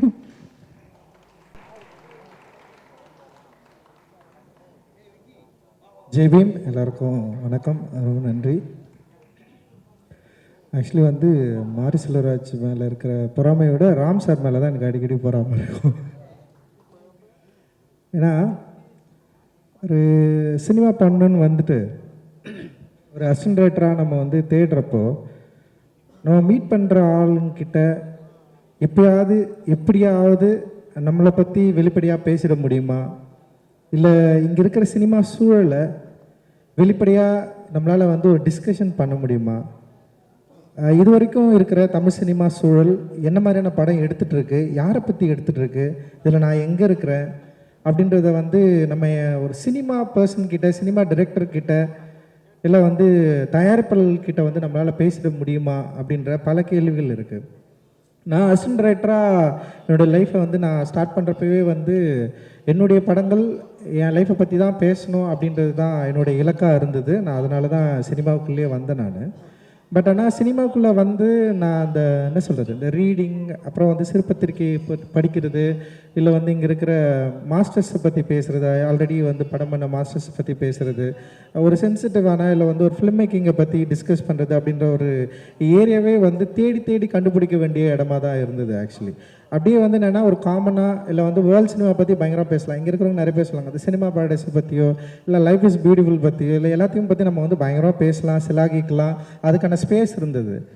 லிட்ரேச்சரில் கூட வந்து தலித் சினிமாவை பற்றி டிஸ்கஸ் பண்ணுறதுக்கு வந்து ஒரு ஸ்பேஸ் இருந்தது ஆக்சுவலி. ஆனால் தமிழ் சினிமாவில் இருக்கிறவங்க கிட்ட வந்து அந்த ஸ்பேஸ் இருந்ததான்னா டெஃபினட்டாக இல்லை அப்படின்னு தான் நினைக்கிறேன். ஏன்னா அப்படி பேசுகிறதே வந்து இங்கே ஒரு அது எப்படி இருந்ததுன்னு எனக்கு தெரியல, எனக்கு ஒரு அனுபவமும் இல்லை. நான் ஒர்க் பண்ண இடத்துலையும் சரி, நான் கடந்த இடத்துலையும் சரி, நான் ஒரு ஃபஸ்ட்டு படம் பண்ணி முடிக்கிற வரைக்குமே எனக்கு வந்து யாரையும் நான் அப்படி கண்டுபிடிக்கவும் இல்லை, யாரையும் நான் பார்க்கவும் இல்லை ஆக்சுவலி.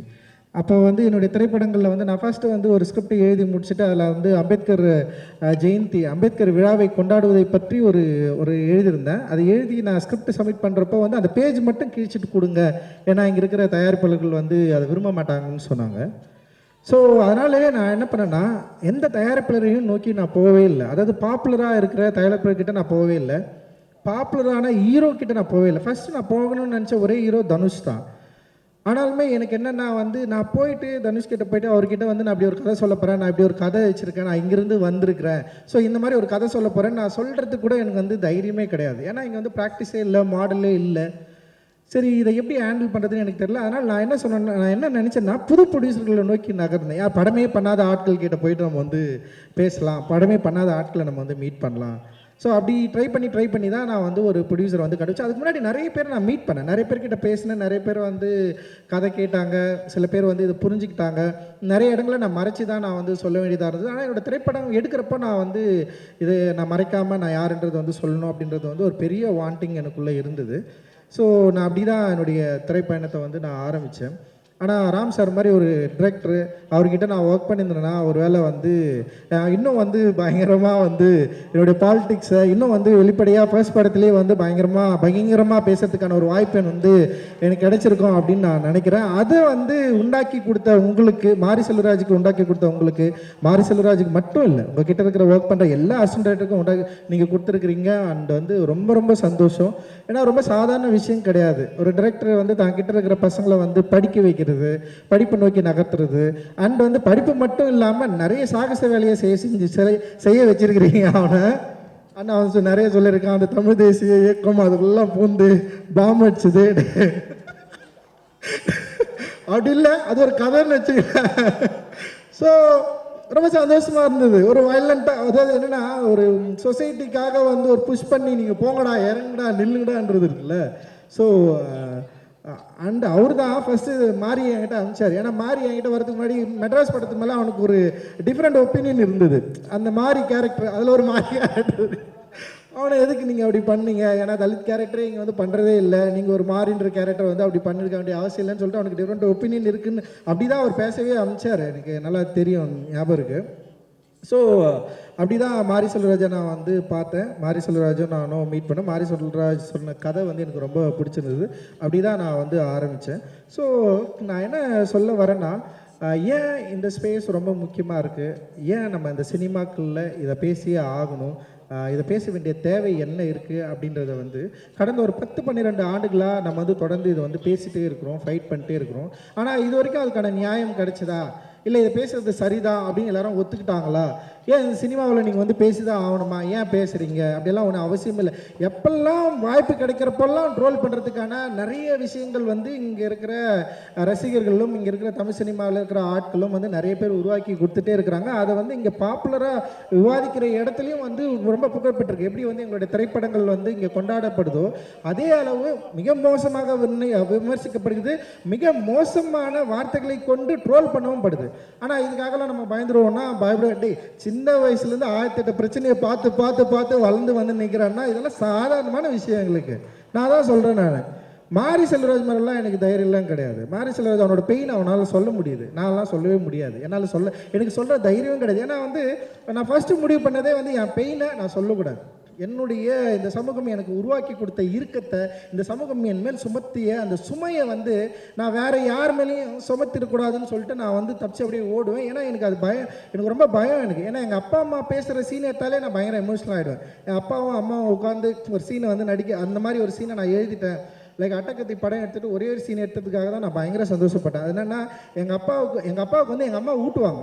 அதில் இருக்கிற அப்பாவுக்கு வந்து அம்மா வந்து ஊட்டுவாங்க சாப்பாடு வந்து. அப்பா அவர் குடிச்சிட்டு வந்து கத்திட்டே இருப்பார். அம்மா உட்கார வச்சு வந்து அப்படியே சாப்பாட்டை கலக்கி வந்து வாயில் ஊட்டுவாங்க. அப்போ பின்னாடி ஒரு பையன் என்ன பண்ணுவான்னா படிச்சுன்னு இருப்பான். அவன் கத்துவான், நான் படிச்சுட்டு இருக்கிறேன், நீங்கன்னா வந்து 2 பேரும் என்ன பண்ணுறீங்கன்னு. அப்போ அம்மா வந்து அவன் பையனை திட்டுவாங்க, ஆட்டுனா நீ படித்தோடனே என் கீழே வேணா அப்படின்னு சொன்னோடனே வந்து உடனே அப்பா வந்து அம்மாவை அடிக்க போவார். அதாவது பையன் படிக்கிறான், அவனை எதுவும் சொல்லக்கூடாது, பச்சாதான் கடவுள் என்னவார். எங்கள் அப்பா அடிக்கடி அந்த டைலாக் என்கிட்ட சொல்லுவார். ஸோ அந்த சீனை எடுத்ததுக்காக நான் போய்ட்டு உட்காந்து அழுதுனேன் நான். ஏன்னா வீட்டில் நடக்கிற ஒரு எமோஷ்னலாக ஒரு சின்ன விஷயம் அதை எடுக்கிறதுக்கே என்னால் வந்து முடியாது. ஆனால் மாரி செல்வராஜ் வந்து அவனுடைய ஃபர்ஸ்ட் படத்தில் வந்து ரொம்ப பெயினான ஒரு படத்தை எடுத்துட்டா. நான் கேட்டேன், டே இவ்வளோ பெயினாக ஒரு படம் எடுக்கிறியே, ஓகேவாடா, அவனை சுற்றி இருக்கிறவங்களாம் அவன் என்னடா சொல்ல போகிறாங்க அப்படின்னு நான் கேட்டேன் நான். பட் ஆனால் வந்து அவனுக்கு அதை எடுத்து காட்டுறதில்ல, எடுத்து பார்க்குறதில்ல, அதை வந்து மக்கள்கிட்ட வந்து ப்ரெசென்ட் பண்ணுறதில்ல. அவனுக்கு ஒரு பெரிய ஒரு வேட்கை இருக்குது. அந்த வேட்கையுடைய ஒரு தொடர்ச்சியாக தான் அவனுடைய படங்களை நான் பார்க்குறேன், அவனோட ஒர்க் ஆஃப் ஆர்ட்டை நான் பார்க்குறேன். அண்ட் வந்து மாரி செல்வராஜுக்கு இருக்கிற பெரிய பலமே கதை சொல்கிறது தான் நான் நினைக்கிறேன். ஒரு கதையை எவ்வளோ எளிமையாக சொல்ல முடியும் அப்படின்றது தான். இப்போ நான் கூட பேசுகிறப்போ நான் ரொம்ப படபடப்பாக அப்படியே பேசிடுவேன். என்னால் வந்து ஒரு விஷயத்தை வந்து சொல்லி புரிய வைக்க கூட முடியாது. ஆனால் மாரி செல்வராஜ் ரொம்ப நிதானமாக அவனுடைய மொழியை ரொம்ப நிதானப்படுத்தி ஒரு கதையை வந்து சொல்லி அது மக்கள்கிட்ட கொண்டு போய் சேர்த்து அது வந்து ஒரு ஜனரஞ்சகமான ஒரு மக்கள்கிட்டையும் வந்து அதை பேசு பொருளாக ஆக்குற வல்லமை வந்து மாரியோட மொழியில் இருக்கிறத நான் வந்து உண்மையிலே பிரமிப்பாக பார்க்குறேன். அது வந்து அது ஒரு சாய்ஸ் தான் நான் நினைக்கிறேன். அவனுக்கு வந்து பல விதமாக இருக்கும், ஆனால் ஒரு சாய்ஸை அவன் தேர்ந்தெடுத்திருக்கான். இந்த மொழியை நம்ம இப்படி தான் சொல்லணும், இந்த மாதிரி சொன்னால் மக்கள் வந்து இதை வந்து அக்செப்ட் பண்ண முடியும் அப்படின்ற மாதிரி அவன் வந்து டிசைட் பண்ணி ஒரு லாங்குவேஜை டிசைட் பண்ணி சொல்ல ட்ரை பண்ணுறான். அப்படி தான் நான் அவனுடைய திரைப்படங்களை பார்க்குறேன். பரியரும் பெருமாளாக இருக்கட்டும், கர்ணனாக இருக்கட்டும், அப்புறம் வந்து மாமன்னன், இப்போ பண்ணிட்டு இருக்கிற வந்து இப்போ வாழை, அண்ட் வந்து பைசன் முதல் கொண்டு வந்து அவனுடைய லாங்குவேஜை ஒவ்வொரு படத்துலையும் வந்து கொஞ்சம் கொஞ்சமாக அப்படியே உயர்த்திட்டு வந்து அப்படியே மாறி மாறி வந்து ஒரு இடத்துல வந்து நிற்கிறான் அப்படின்னு தான் எனக்கு வந்து தோணுது. இன்னும் வெளிப்படையாக அவனுடைய வாழ்க்கையை பற்றி பேசுவதற்கு வாழை மூலமாக முன் வந்திருக்கிறான். நான் இன்னும் படம் பார்க்கல, என்னை படம் பார்க்க சொல்லி ரொம்ப நாளாக கேட்டுகிட்டே இருக்கிறான். இருபது பார்க்குறேன் நான் சொல்லிட்டே இருந்தேன். அண்ட் வந்து நான் ட்ரெய்லர் பார்த்தேன், எனக்கு ரொம்ப கொஞ்சம் பயமாக கூட இருக்கும். அவன் வந்து ரொம்ப கொடுமையாக வந்து சில விஷயங்கள்லாம் காட்டுறப்போ எனக்கு நான் கேட்பேன், டே ஏன்டா இது. இப்போ மாறி மேலே இன்னொரு விமர்சனம் வைப்பாங்க. இப்போ அவன் பெயினை காட்டுறப்போ கைத்தட்டி கொண்டாடுற கூட்டம், அவன் வந்து கர்ணனா நின்று சண்டை செய்கிறப்போ வந்து அவன் பயங்கரமாக ஒரு வயலன்ஸை வந்து க்ளோரிஃபை பண்ணுறாரு. மோசமாக இல்லை, என்ன நான் என்ன தான் எடுக்கணும், எப்படி தான் எடுக்கணும், எனக்கு டீச் பண்ணிட்டே இருப்பியா நீ, எனக்கு தொடர்ந்து கிளாஸ் எடுத்துகிட்டே இருப்பியா, நீ இப்படி பேசு, நீ இப்படி நில்லு, நீ இந்த பக்கம் அப்படி போ, நீ இப்படி எங்களுக்கு சொல்லி காட்டு, எங்களுக்கு புரியவே இல்லை எனக்கு. அப்போ ஒரு மொழியை ஒரு திரைப்படத்தை எப்படி சொல்லணுன்றத அவன் முடிவு பண்ணுறான். ஒரு படைப்பாளனா அவன் முடிவு பண்ணுறான். அப்போ ஒரு படைப்பாளன் முடிவு பண்ணுறப்ப மிகப்பெரிய ஒரு கொடூரத்தை நீங்கள் நிகழ்த்துறீங்க. என்ன நிகழ்த்துறீங்கன்னா வந்து பரியரும் பெருமாள் தான் நல்ல படம், கர்ணன் அவரை மாமனெல்லாம் நான் மொக்க படமா எனக்கு தெரில. எனக்கு பரியரும் பெருமாள் ரொம்ப சூப்பரான படம். அதுக்கப்புறம் எனக்கு வாழை தான் பிடிக்கும். ஏன் அப்போ கர்ணன் ஏன் உனக்கு பிடிக்கல? ஏன்னா அவன் திருப்பி அடிக்கிறான், திருப்பி அடிச்சா அவனுக்கு பிடிக்காதா? ஏன் திருப்பி அடிக்கிறான்? என்ன பிரச்சனை அங்கே நடந்துட்டு இருக்கு? ஏன் அவன் வாய்ஸ் வந்து ரைஸ் பண்ணுறான்? ஏன் வந்து அந்த ரைஸ் பண்ணுறதுக்கான சூழலை இந்த சமூகம் வந்து அவனுக்கு உருவாக்கி கொடுத்துருக்கு? இந்த கேள்வியை நீ உன்கிட்ட எப்போ கேட்டுக்க போகிற? ஸோ அந்த கேள்விக்கான பதிலை நீ தேடாமலே வந்து உனக்கு ரொம்ப ப்ரிவிலேஜாக ரொம்ப சொஃபஸ்டிகேட்டடாக உன்னை வந்து துன்புறுத்தாமல் உன் நெஞ்சு அப்படியே வருடி ஓகே நீ வந்து என்னை இப்படி கொடுமைப்பட்டிருக்கிற அதனால் நான் இவ்வளோ கவலைப்படுறேன் அப்படின்றத நான் வந்து உனக்கு சொல்கிறது மூலமாக நீ ஓகே சூப்பர்ப்பா இது நல்லா இருக்குப்பா அப்படின்ற ஒரு கம்ஃபர்ட் ஜோன்லேயே நான் படம் எடுக்கணுமா அப்படின்றது தான் இங்கே ரொம்ப முக்கியமான கேள்வியாக இருக்குது. அந்த கம்ஃபர்ட் ஜோனை உடச்சி தான் அவன் கர்ணன் எடுத்தான், அந்த கம்ஃபர்ட் ஜோனை உடச்சி தான் அவன் மாமன்னன் எடுத்தான்.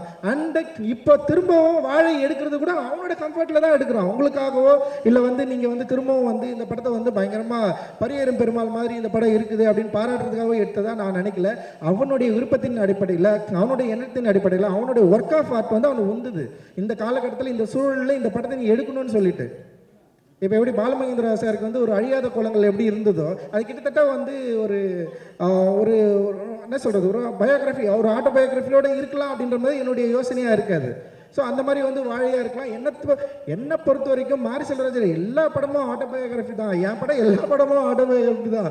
அட்டகத்திலிருந்து என்னுடைய வாழ்க்கையை நான் திரைப்படமாக எடுத்துகிட்டே இருக்கிறேன். என் அப்பாவது எடுத்தேன், தாத்தாவது எடுத்தேன், முன்னாடி எடுத்தேன், அதில் எல்லாமே என்னுடைய ரூட் இருக்குது. ஸோ அப்படிதான் நான் இதை நினைக்கிறேன். ஸோ இந்த படம் வந்து அந்த அளவில் மக்கள்கிட்ட வந்து ஒரு பெரிய வரவேற்பை பெறும்னு நான் நினைக்கிறேன். ஆனால் மாரி செல்வராஜ் இருக்கிற மாதிரி வேறு லெவலில் எல்லா டைரக்டருக்கும் படம் காட்டி வேறு வழியாலே நீங்கள் இதை பேசி தான் ஆகணும்னு சொல்லிட்டு பேச வச்சு லைக் ரொம்ப ஆச்சரியமாக இருக்குது. எனக்கு ரொம்ப கூச்சமாக இருக்கும் யாருக்காவது மெசேஜ் பண்ணி கேட்குறது கூட வந்து அவங்க ஏதாவது நம்ம படம் பார்த்துட்டு நல்லா இருக்கா நல்லா இல்லையா அட்லீஸ்ட் வந்து ஒரு விமர்சனம் சொல்லுவாங்க கூட நம்மளாம் எதிர்பார்த்துருக்கேன். நான் ஒரு அட்டகத்தி படத்துக்கு அப்புறம் வந்து நான் இவ்வளோ படம் எடுத்துருக்கேன்னு வச்சுங்களேன்.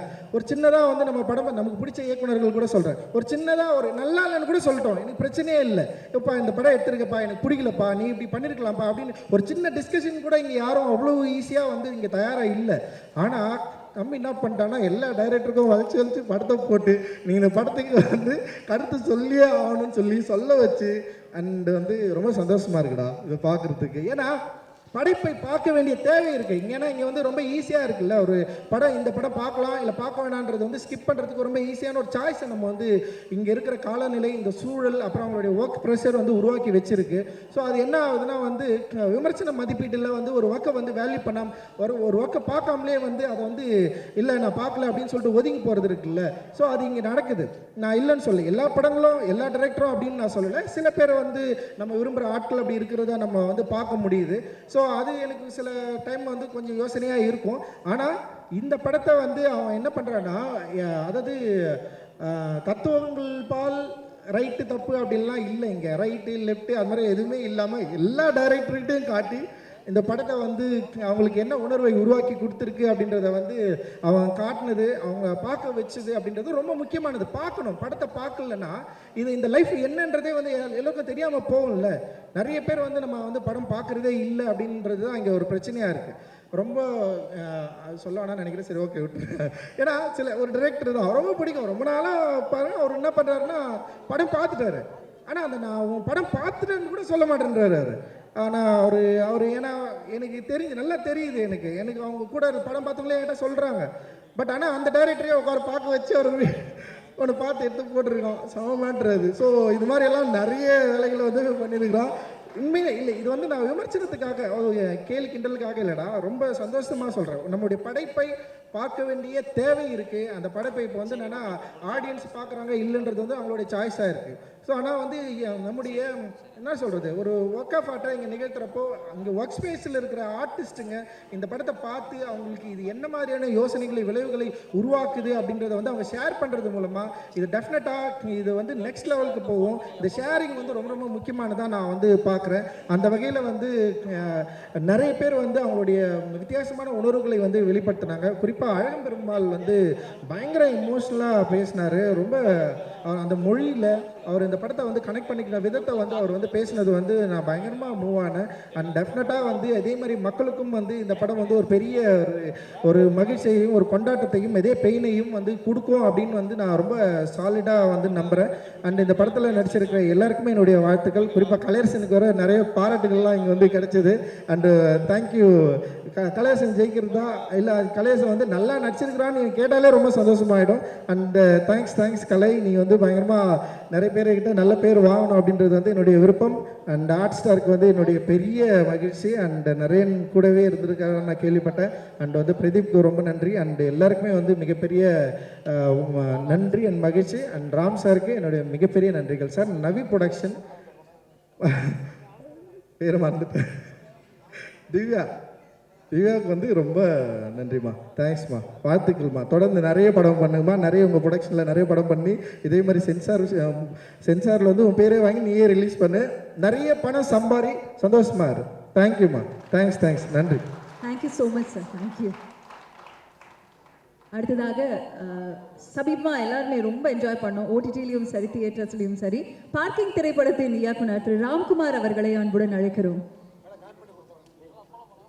பாடலாசிரியர்களில் இந்த ஆகஸ்ட் மாதம் வந்து 2024 ஆகஸ்ட் மாதம் வந்து தமிழ் சினிமாவுடைய மிக முக்கியமான மாதம்னு நினைக்கிறேன். ஆகஸ்ட் 2ஆம் தேதி ஒரு படம் ரிலீஸ் ஆச்சு, ஜமா. பருதி இளவழகன் ஒரு ஃபஸ்ட் ஃபிலிம் டைரக்டர், அவரே நடிச்சிருக்காரு. ஒரு எக்ஸ்ட்ரானரி நடிப்பு, அந்த வட்டார வழக்கு அதுவும் ரொம்ப ரூட்டில் இருந்து வந்துச்சு. ஆகஸ்ட் 15 நம்ம ரஞ்சித்தோட தங்கலான், தமிழில் முதல் மேஜிக்கல் ரிலீஸ் சினிமா, அந்த ஸ்லாங்கு, அது எழுதப்பட்ட விதம்.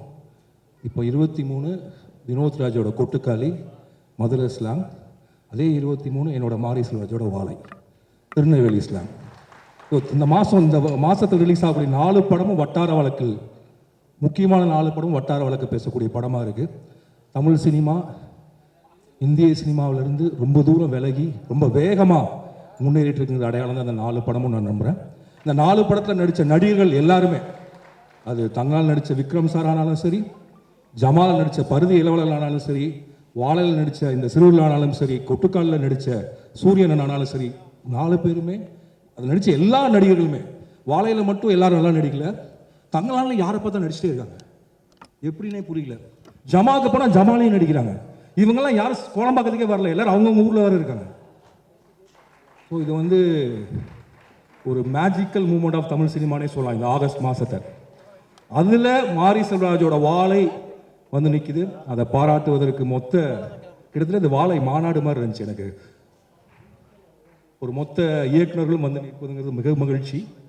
இன்னும் சொல்ல போனால் தமிழ் சினிமாவில் மட்டும்தான் திரும்ப நடக்குதுன்னு நினைக்கிறேன். எந்த இண்டஸ்ட்ரியில் நடக்குதான்னு தெரியல. நைட் 12 மணி வரைக்கும் எல்லா டேரக்டரும் உட்காந்து இன்னொரு டேரக்டர் படத்தை பாராட்டுறதுங்கிற இந்த அபூர்வமான செயல், லைக் அதனால் நம்ம தமிழ் இண்டஸ்ட்ரியில் இருக்கிறதுல எனக்கு தெரிஞ்சு தமிழ் இலக்கிய உலகத்தை இந்த மாதிரிலாம் பாராட்டிக்குவாங்கன்னு எனக்கு தெரியல, இல்லை மித்த இண்டஸ்ட்ரியில் பாராட்டலான்னு தெரியல. சினிமாவில் தொடர்ந்து நடந்துகிட்டே இருக்குது. ஏன்னா எனக்கு தெரிஞ்சு வந்து லைக் ஒரு நல்ல பீரியடில் நம்ம எல்லோரும் இருக்கோம். அதை உருவாக்கி கொடுத்துருக்கிற எல்லாத்துக்குமே நன்றி.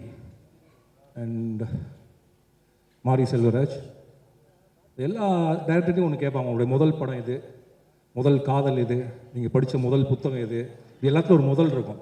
ஆனால் உங்களுடைய முதல் உதவியாளர் யாருன்னு கேட்கவே மாட்டாங்க. உங்ககிட்ட வந்து முதல்ல உங்களை டைரக்டராக நம்பி சேர்ந்து அசிஸ்டன்ட் இருப்பான்ல, நம்ம டைரக்டர் ஆகிறதுக்கு முன்னாடி அப்படி ஒருத்தர் இருந்தார், அவர் பேர் தான் மணி. நான் அப்போ டைரக்டராகவே ஆகலை, நான் ஒரு அசிஸ்டன்ட் டைரக்டர். நான் படம் பண்ணுவேன்னு தெரியாது எனக்கு தெரிஞ்சு. முதல்ல நான் டைரக்டர் ஆகினா எனக்கு நம்பிக்கை கொடுத்து அந்த அசிஸ்டன்ட் தான். அவர் பேர் மணி, அவர் கோவில்பட்டி. அண்ட் ஒரு ராவான ஒரு லைஃப் உள்ளவர். அந்த மணி தான் ஒரு நாளைக்கு மாரி செல்வராஜ் என்கிட்ட கூப்பிட்டு வந்தார். எனக்கு தெரிஞ்சு மணி ரெக்கமெண்ட் பண்ண ஒரே ஆள் மாரி செல்வராஜ் மட்டும்தான். அந்த ஒரு நாள் கொண்டு வந்தார். கட்டடத்தமிழ் ஆஃபீஸு, ஒரு மஞ்சள் கலர் லைட்டு, கசகசன்னு ஒரு இருட்டு, இவனும் பயங்கரமாக இருப்பான். அண்டு சொன்னால் இது அப்போது நான் வந்து ஒரு டைரக்டர் தான், நம்ம கையில் எதுவுமே இல்லை, இவரை வேலையை சேர்த்துக்கணுங்கிறான். நம்மளே முதல் படம் பண்ணிகிட்டு இருக்கோம். இல்லை நீங்கள் சேர்த்து தான் ஆகணும் அப்படின்னு சொன்னான். அப்படி தான் மாரி செல்வராஜ் வந்து என் வாழ்க்கையில் வந்தான். அப்படி மாரி செல்வராஜை எனக்கு அறிமுகப்படுத்திய, மாரி செல்வராஜை சினிமாவிற்குள் கொண்டு வந்த அந்த மணிக்கு ரொம்ப நன்றி. அண்ட் அதுக்கப்புறம் கட்டளை தமிழில் நடித்தான். ஆஃபீஸ் பாயாக வந்து அசிஸ்டன்ட் டைரக்டர் ஆகி நடிகனாகவும் ஆகிட்டான். கட்டளை தமிழ்ங்கிற காட்டார் என் கூட இருந்து எல்லாத்தையும் அடிச்சுட்டு போயிடுச்சு. மிச்சம் இருந்தது மாரி செல்வராஜ் மட்டும்தான். ஏன்னா 2007 அந்த படம் அக்டோபர் 5ஆம் தேதி வந்தப்போ அந்த படத்தை நினைவில் வச்சுக்கிறது யாருமே தயாராக இல்லை. கூட வேலை பார்த்தாங்க எல்லாரும் போயிட்டாங்க. போகிறதுக்கு வழி இல்லாமல் இருந்தானான்னு தெரியல, ஆனால் இருந்துட்டேன்.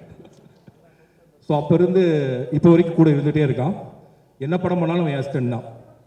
நான் இப்போ கூப்பிட்டாலும் வந்து வேலை செஞ்சு தான் ஆகணும் அவன். அண்ட் கட்டளை தமிழ்லேருந்து தங்க மீன்கள் வந்து 6 வருஷம், நம்ம எல்லா படமும் 6 வருஷம் 5 வருஷம் கேப் தான். அண்ட் 2013 இதுக்கு நடுவில் என்ன ஆச்சுன்னா என்ன பண்ணுறதுனே தெரியல. டெய்லி என்ன பண்ணுறது, ஆஃபீஸில் உட்காந்துட்டு. அப்போ வந்து இந்த பிளாக் ஸ்பாட்லாம் ஸ்டார்ட் ஆகுது. அப்போ காட்சின்னு ஒரு பிளாக் ஸ்பாட் பண்ணோம். அதில் எல்லாத்தையும் எழுதலாம் அப்படின்னு முடிவு பண்ணோம். அப்போ எங்கூட இருந்த நிறைய ராஜுகள் எழுதினாங்க. மாரி செல்வராஜ், சாம்ராஜ், கணேஷ்ராஜ், பல ராஜுகள் எழுதினாங்க. இந்த இப்போ கொடைமடம் நாவல் எழுதியிருக்க சாம்ராஜ் காட்சியில் எழுத தொடங்கினார். அற்றவைகள் நிரம்பியல்ங்கிற நாவல் எழுதின யமுனா அதில் தான் முதல்ல அவங்கள தொடங்கினாங்க. நம்ம திரு மணியரசனுடைய மனைவி லட்சுமி அம்மாவோட பயோகிராஃபி அதில் தான் தொடங்கணும். மாரி செல்வராஜ் அதில் தான் எழுதி பழக ஆரம்பித்தான். அப்படி எழுதி பழகினால கிடச்சது தான் திவ்யா. காட்சியில் படித்த ஏதோ ஒரு கதையை பார்த்து அப்படி தானே இல்லையா, அப்படி தான் என்கிட்ட சொன்னால், அது உண்மையானு தெரில. அந்த கதையை பார்த்து எனக்கு தெரியாமல் என் ஆஃபீஸில் என் இன்டர்நெட்டில் சேட் பண்ணி தொடங்கின காதல் தான் மாரி செல்வராஜ் திவ்யா காதல். அண்ட் திவ்யா மாரி செல்வராஜனுடைய வாழ்க்கையில் மிக முக்கியமான ஒன்று நான் நினைக்கிறேன். திவ்யா இல்லாமல் இன்னொருவர் இருந்திருந்தால் மாரி செல்வராஜ் இவ்வளோ உயரத்துக்கு வந்திருக்க முடியாது. ரொம்ப நன்றி திவ்யா. மாரி செல்வராஜை ஒரு மனைவியாக இருந்து பார்க்காமல் மாரி செல்வராஜை எழுத்தாளராகவும் இயக்குனராகவும் பார்த்து அதற்கு பிறகு கணவனாக பார்க்கிற உன் மனதிற்கு என்னுடைய நன்றிகள். அண்ட் ஸோ அப்படி காட்சி மூலிமா திவ்யா, அதோட முக்கியம் திவ்யாவோட அம்மாவை நான் பாராட்டணும். ஏன்னா மாரி செல்வராஜ் திவ்யாவை காதலிச்சப்போ மாரி செல்வராஜுக்கு எந்த அறிமுகமும் கிடையாது. ஆனால் அவங்க அம்மா நம்பினாங்க. அவங்களுடைய காதலை அவங்க வீடு அவன் டைரக்டர் அதுக்கு முன்னாடியே ஒத்துக்குச்சு. கூட இருந்த சொர்ணா நம்பினா, அந்த குடும்பமே அவன் பின்னாடி நின்றுச்சு. இதற்கெல்லாம் பின்னாடி இன்னொருத்தங்க இருக்காங்க. திருநெல்வேலியில் ஸ்ரீவைகுண்டத்துலேருந்து கொஞ்சம் தள்ளி என் சொந்த ஊர்லேருந்து இந்த பக்கம் ஆற்றுக்கு இந்த பக்கத்தில் இருக்கக்கூடிய மாரி செல்வராஜோடைய அண்ணன்கள். அவனை அடித்து வளர்த்த பெரிய அண்ணன். ஆக்சுவலாக இன்னும் அதெல்லாம் பயோகிராஃபியில் வரல. அவன் பெரிய அண்ணன் தான் இவனை புத்தகம் படிக்க வச்சான். அவன் பெரிய அண்ணன் தான் அவனுக்கு ஆனந்த விடன் வாங்கி கொடுத்தான். அதே ஆனந்த விடன் தான் பின்னாடி அவன் தொடர் எழுத போகிறான்னு அப்போ யாருக்குமே தெரியாது. அப்புறம் இந்த படத்தில் டீச்சராக நடிச்சிருக்க 2வது அண்ணன், அப்புறம் அவனை எப்போதும் நேசிக்கிறவன் அக்கா, அப்புறம் அவங்க பின்னாடியே இப்போ பயங்கரமாக நிற்கிறவங்க ஊர். இப்படி ஒருத்தவங்களும் மாரி செல்வராஜனுடைய இந்த இடத்துக்கு முக்கியமாக காரணமாக இருக்காங்க. அதெல்லாம் ஒரு முக்கியமாக நான் என்ன நினைக்கிறேன், அந்த படத்தில் எல்லாரும் அந்த டீச்சர் மீது அந்த ஒரு விடலை பையனுக்கு வந்த அந்த ஒரு பெரும் அன்பை பிரியத்தை திரும்ப திரும்ப சொல்லிட்டே இருந்தாங்க.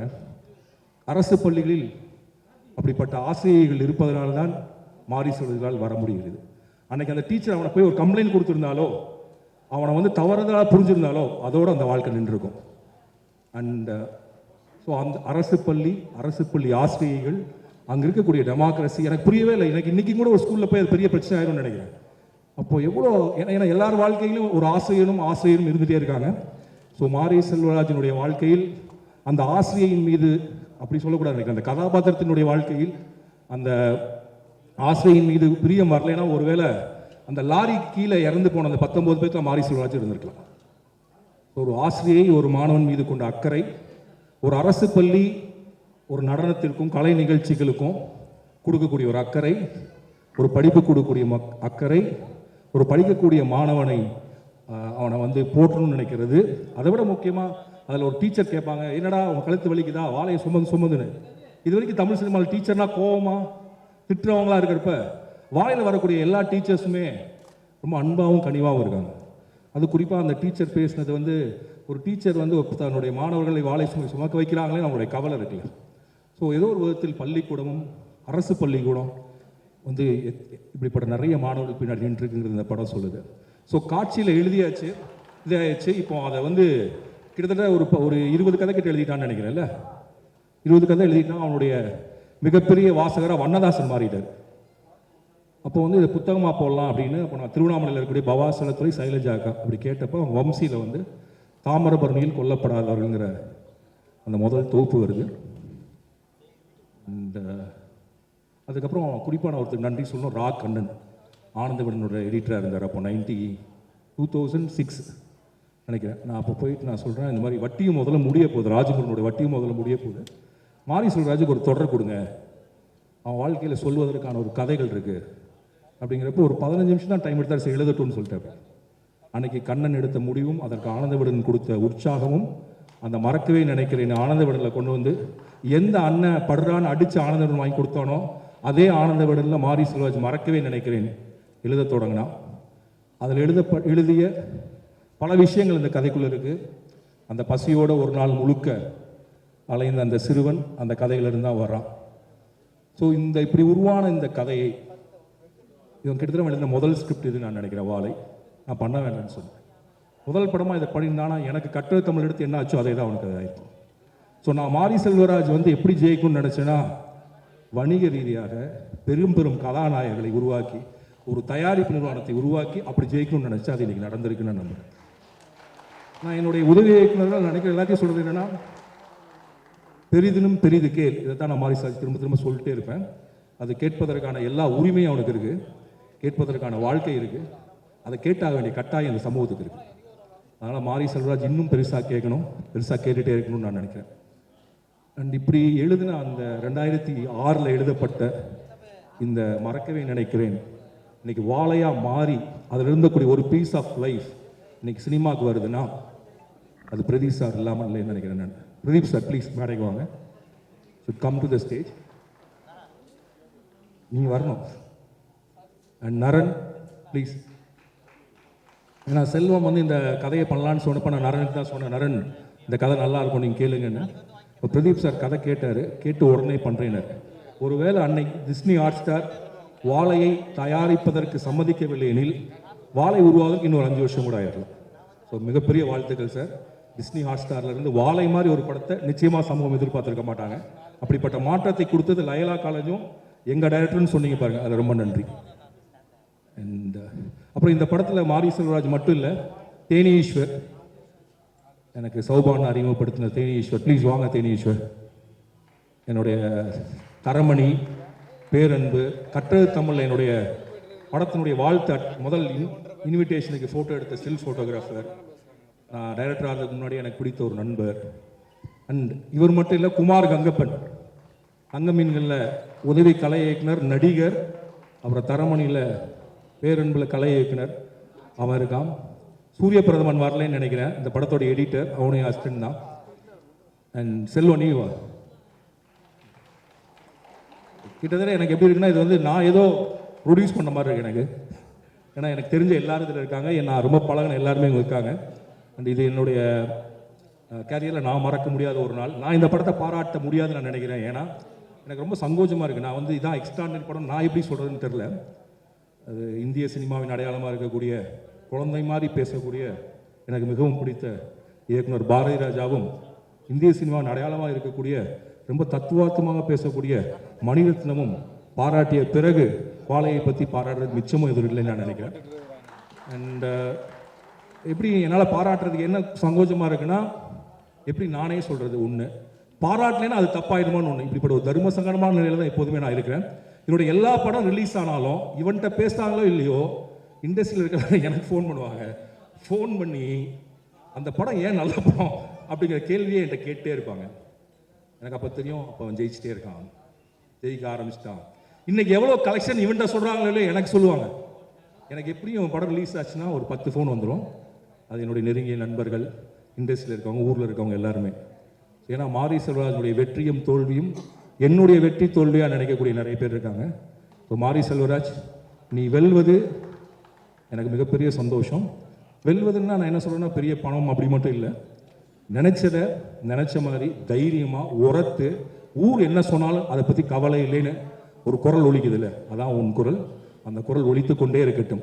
இதுக்கெல்லாம் அப்புறம் ஒருத்தர் மிக முக்கியமாக நன்றி சொல்லணும். ப்ளீஸ் ரஞ்சித் வாங்க. நீலம் பண்பாட்டு மையம், நீலம் தயாரிப்பு நிறுவனம், எனக்கு மிகவும் பிடித்த, நான் மிகவும் நேசிக்கிற ரஞ்சித். ஏன்னா மாரி செல்வராஜ் வந்து பரியேறும் பெருமாள் ஸ்கிரிப்ட் பண்ணோன்னே நான் ரஞ்சித் தான் ஃபோன் பண்ணேன். ரஞ்சித், இப்படி ஒருத்தங்க இருக்காங்க, நீங்கள் கதை கொஞ்சம் கேளுங்கன்னு. அப்போ ரஞ்சித் அப்போ ப்ரொடக்ஷன் கம்பெனி ஆரம்பிக்கிறதா இல்லை. நான் சொன்னேன், ஒரு கம்பெனி ஆரம்பித்து படத்தை ஆரம்பிங்க அப்படின்னு சொன்னேன். அப்போ ரஞ்சித் அன்னைக்கு தொடங்கினதான் நீலம் தயாரிப்பு நிறுவனம். முதல் படம் பரியேறும் பெருமாள். அன்னைக்கு தொடங்கிய ரஞ்சித் அந்த ஓட்டத்தை தொடர்ந்து ரைட்டர், எத்தனை படங்கள்.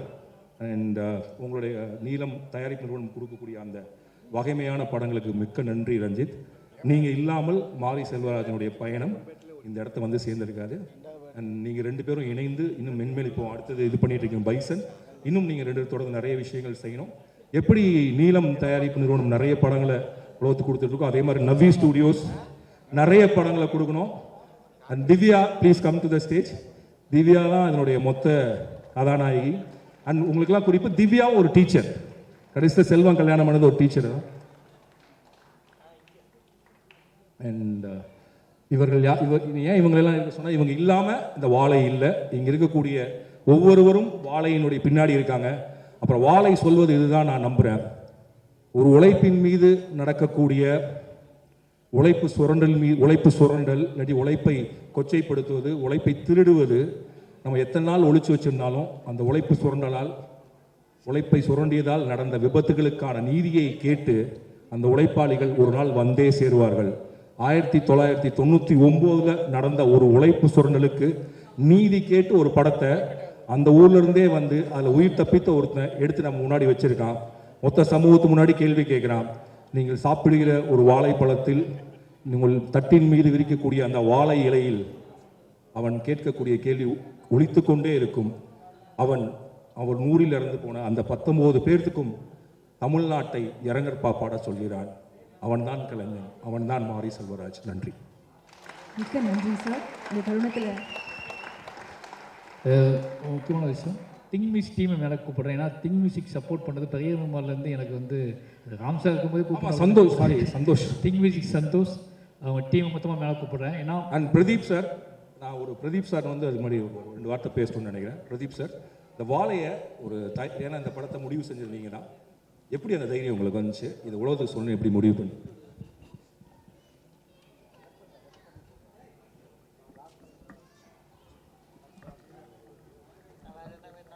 Hi, thank you Santosh and Think Music team for giving us a great musical journey. இந்த படம் வந்து அதோட கதை, அதோட மேக்கிங் எல்லாமே தாண்டி இசையும் இதில் ஒரு பெரிய ரோல்.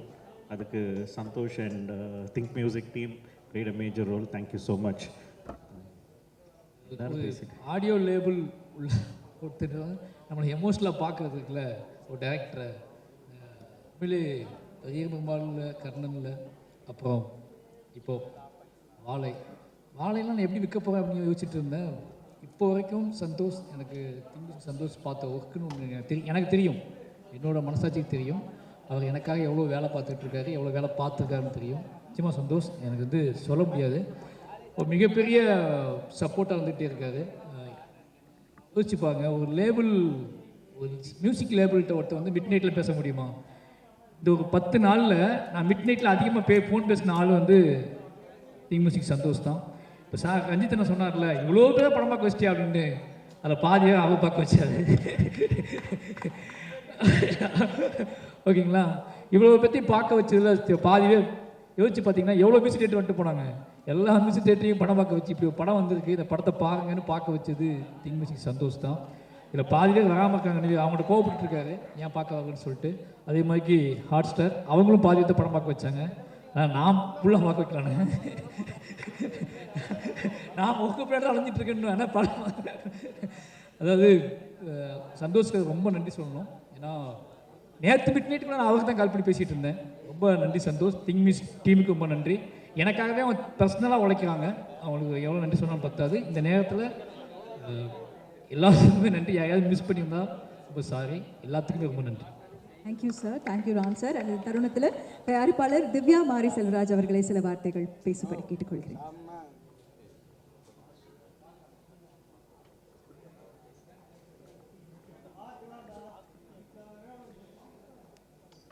எல்லாருக்கும் வணக்கம். எல்லாருக்குமே இந்த படத்தில் அவங்களுக்கான நெருக்கத்தை பற்றி சொல்லிட்டு இருந்தாங்க. எனக்கு இந்த படம் கூடுதல் நெருக்கமான ஒரு விஷயம்.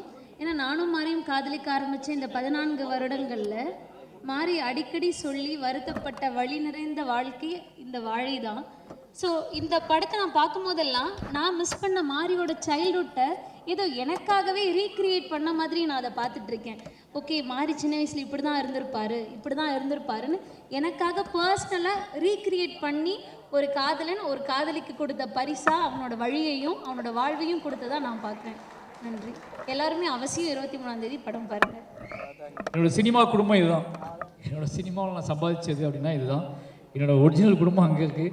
இந்த நேரத்தில் அவங்க ரஞ்சித் அண்ணன்கிட்டையும் ராம் சார் கூட்டியும் எங்கள் அம்மா அப்பா எனக்குன்னு ஆசைப்பட்றேன். ஏன்னா அவங்க மொத்தமாக ரெண்டு இல்லை, எங்கள் அம்மா அப்பா அக்கா அண்ணன் எல்லாத்தையுமே கூப்பிட்றேன். ஏன்னா இதுதான் என் உலகம். இது ரெண்டுக்கும் நான் வந்து இந்த 2 உலகத்துக்கும் உண்மையாக இருந்தாலே போதும்னு நினைக்கிறேன். இந்த 2க்கும் நான் முடிஞ்ச அளவுக்கு உண்மையாக இருக்க ட்ரை பண்ணுறேன். இயக்குனர் மாரி செல்வராஜ் அவர்களுடைய குடும்பத்தினரை மேடைக்கு அழைக்கிறோம்.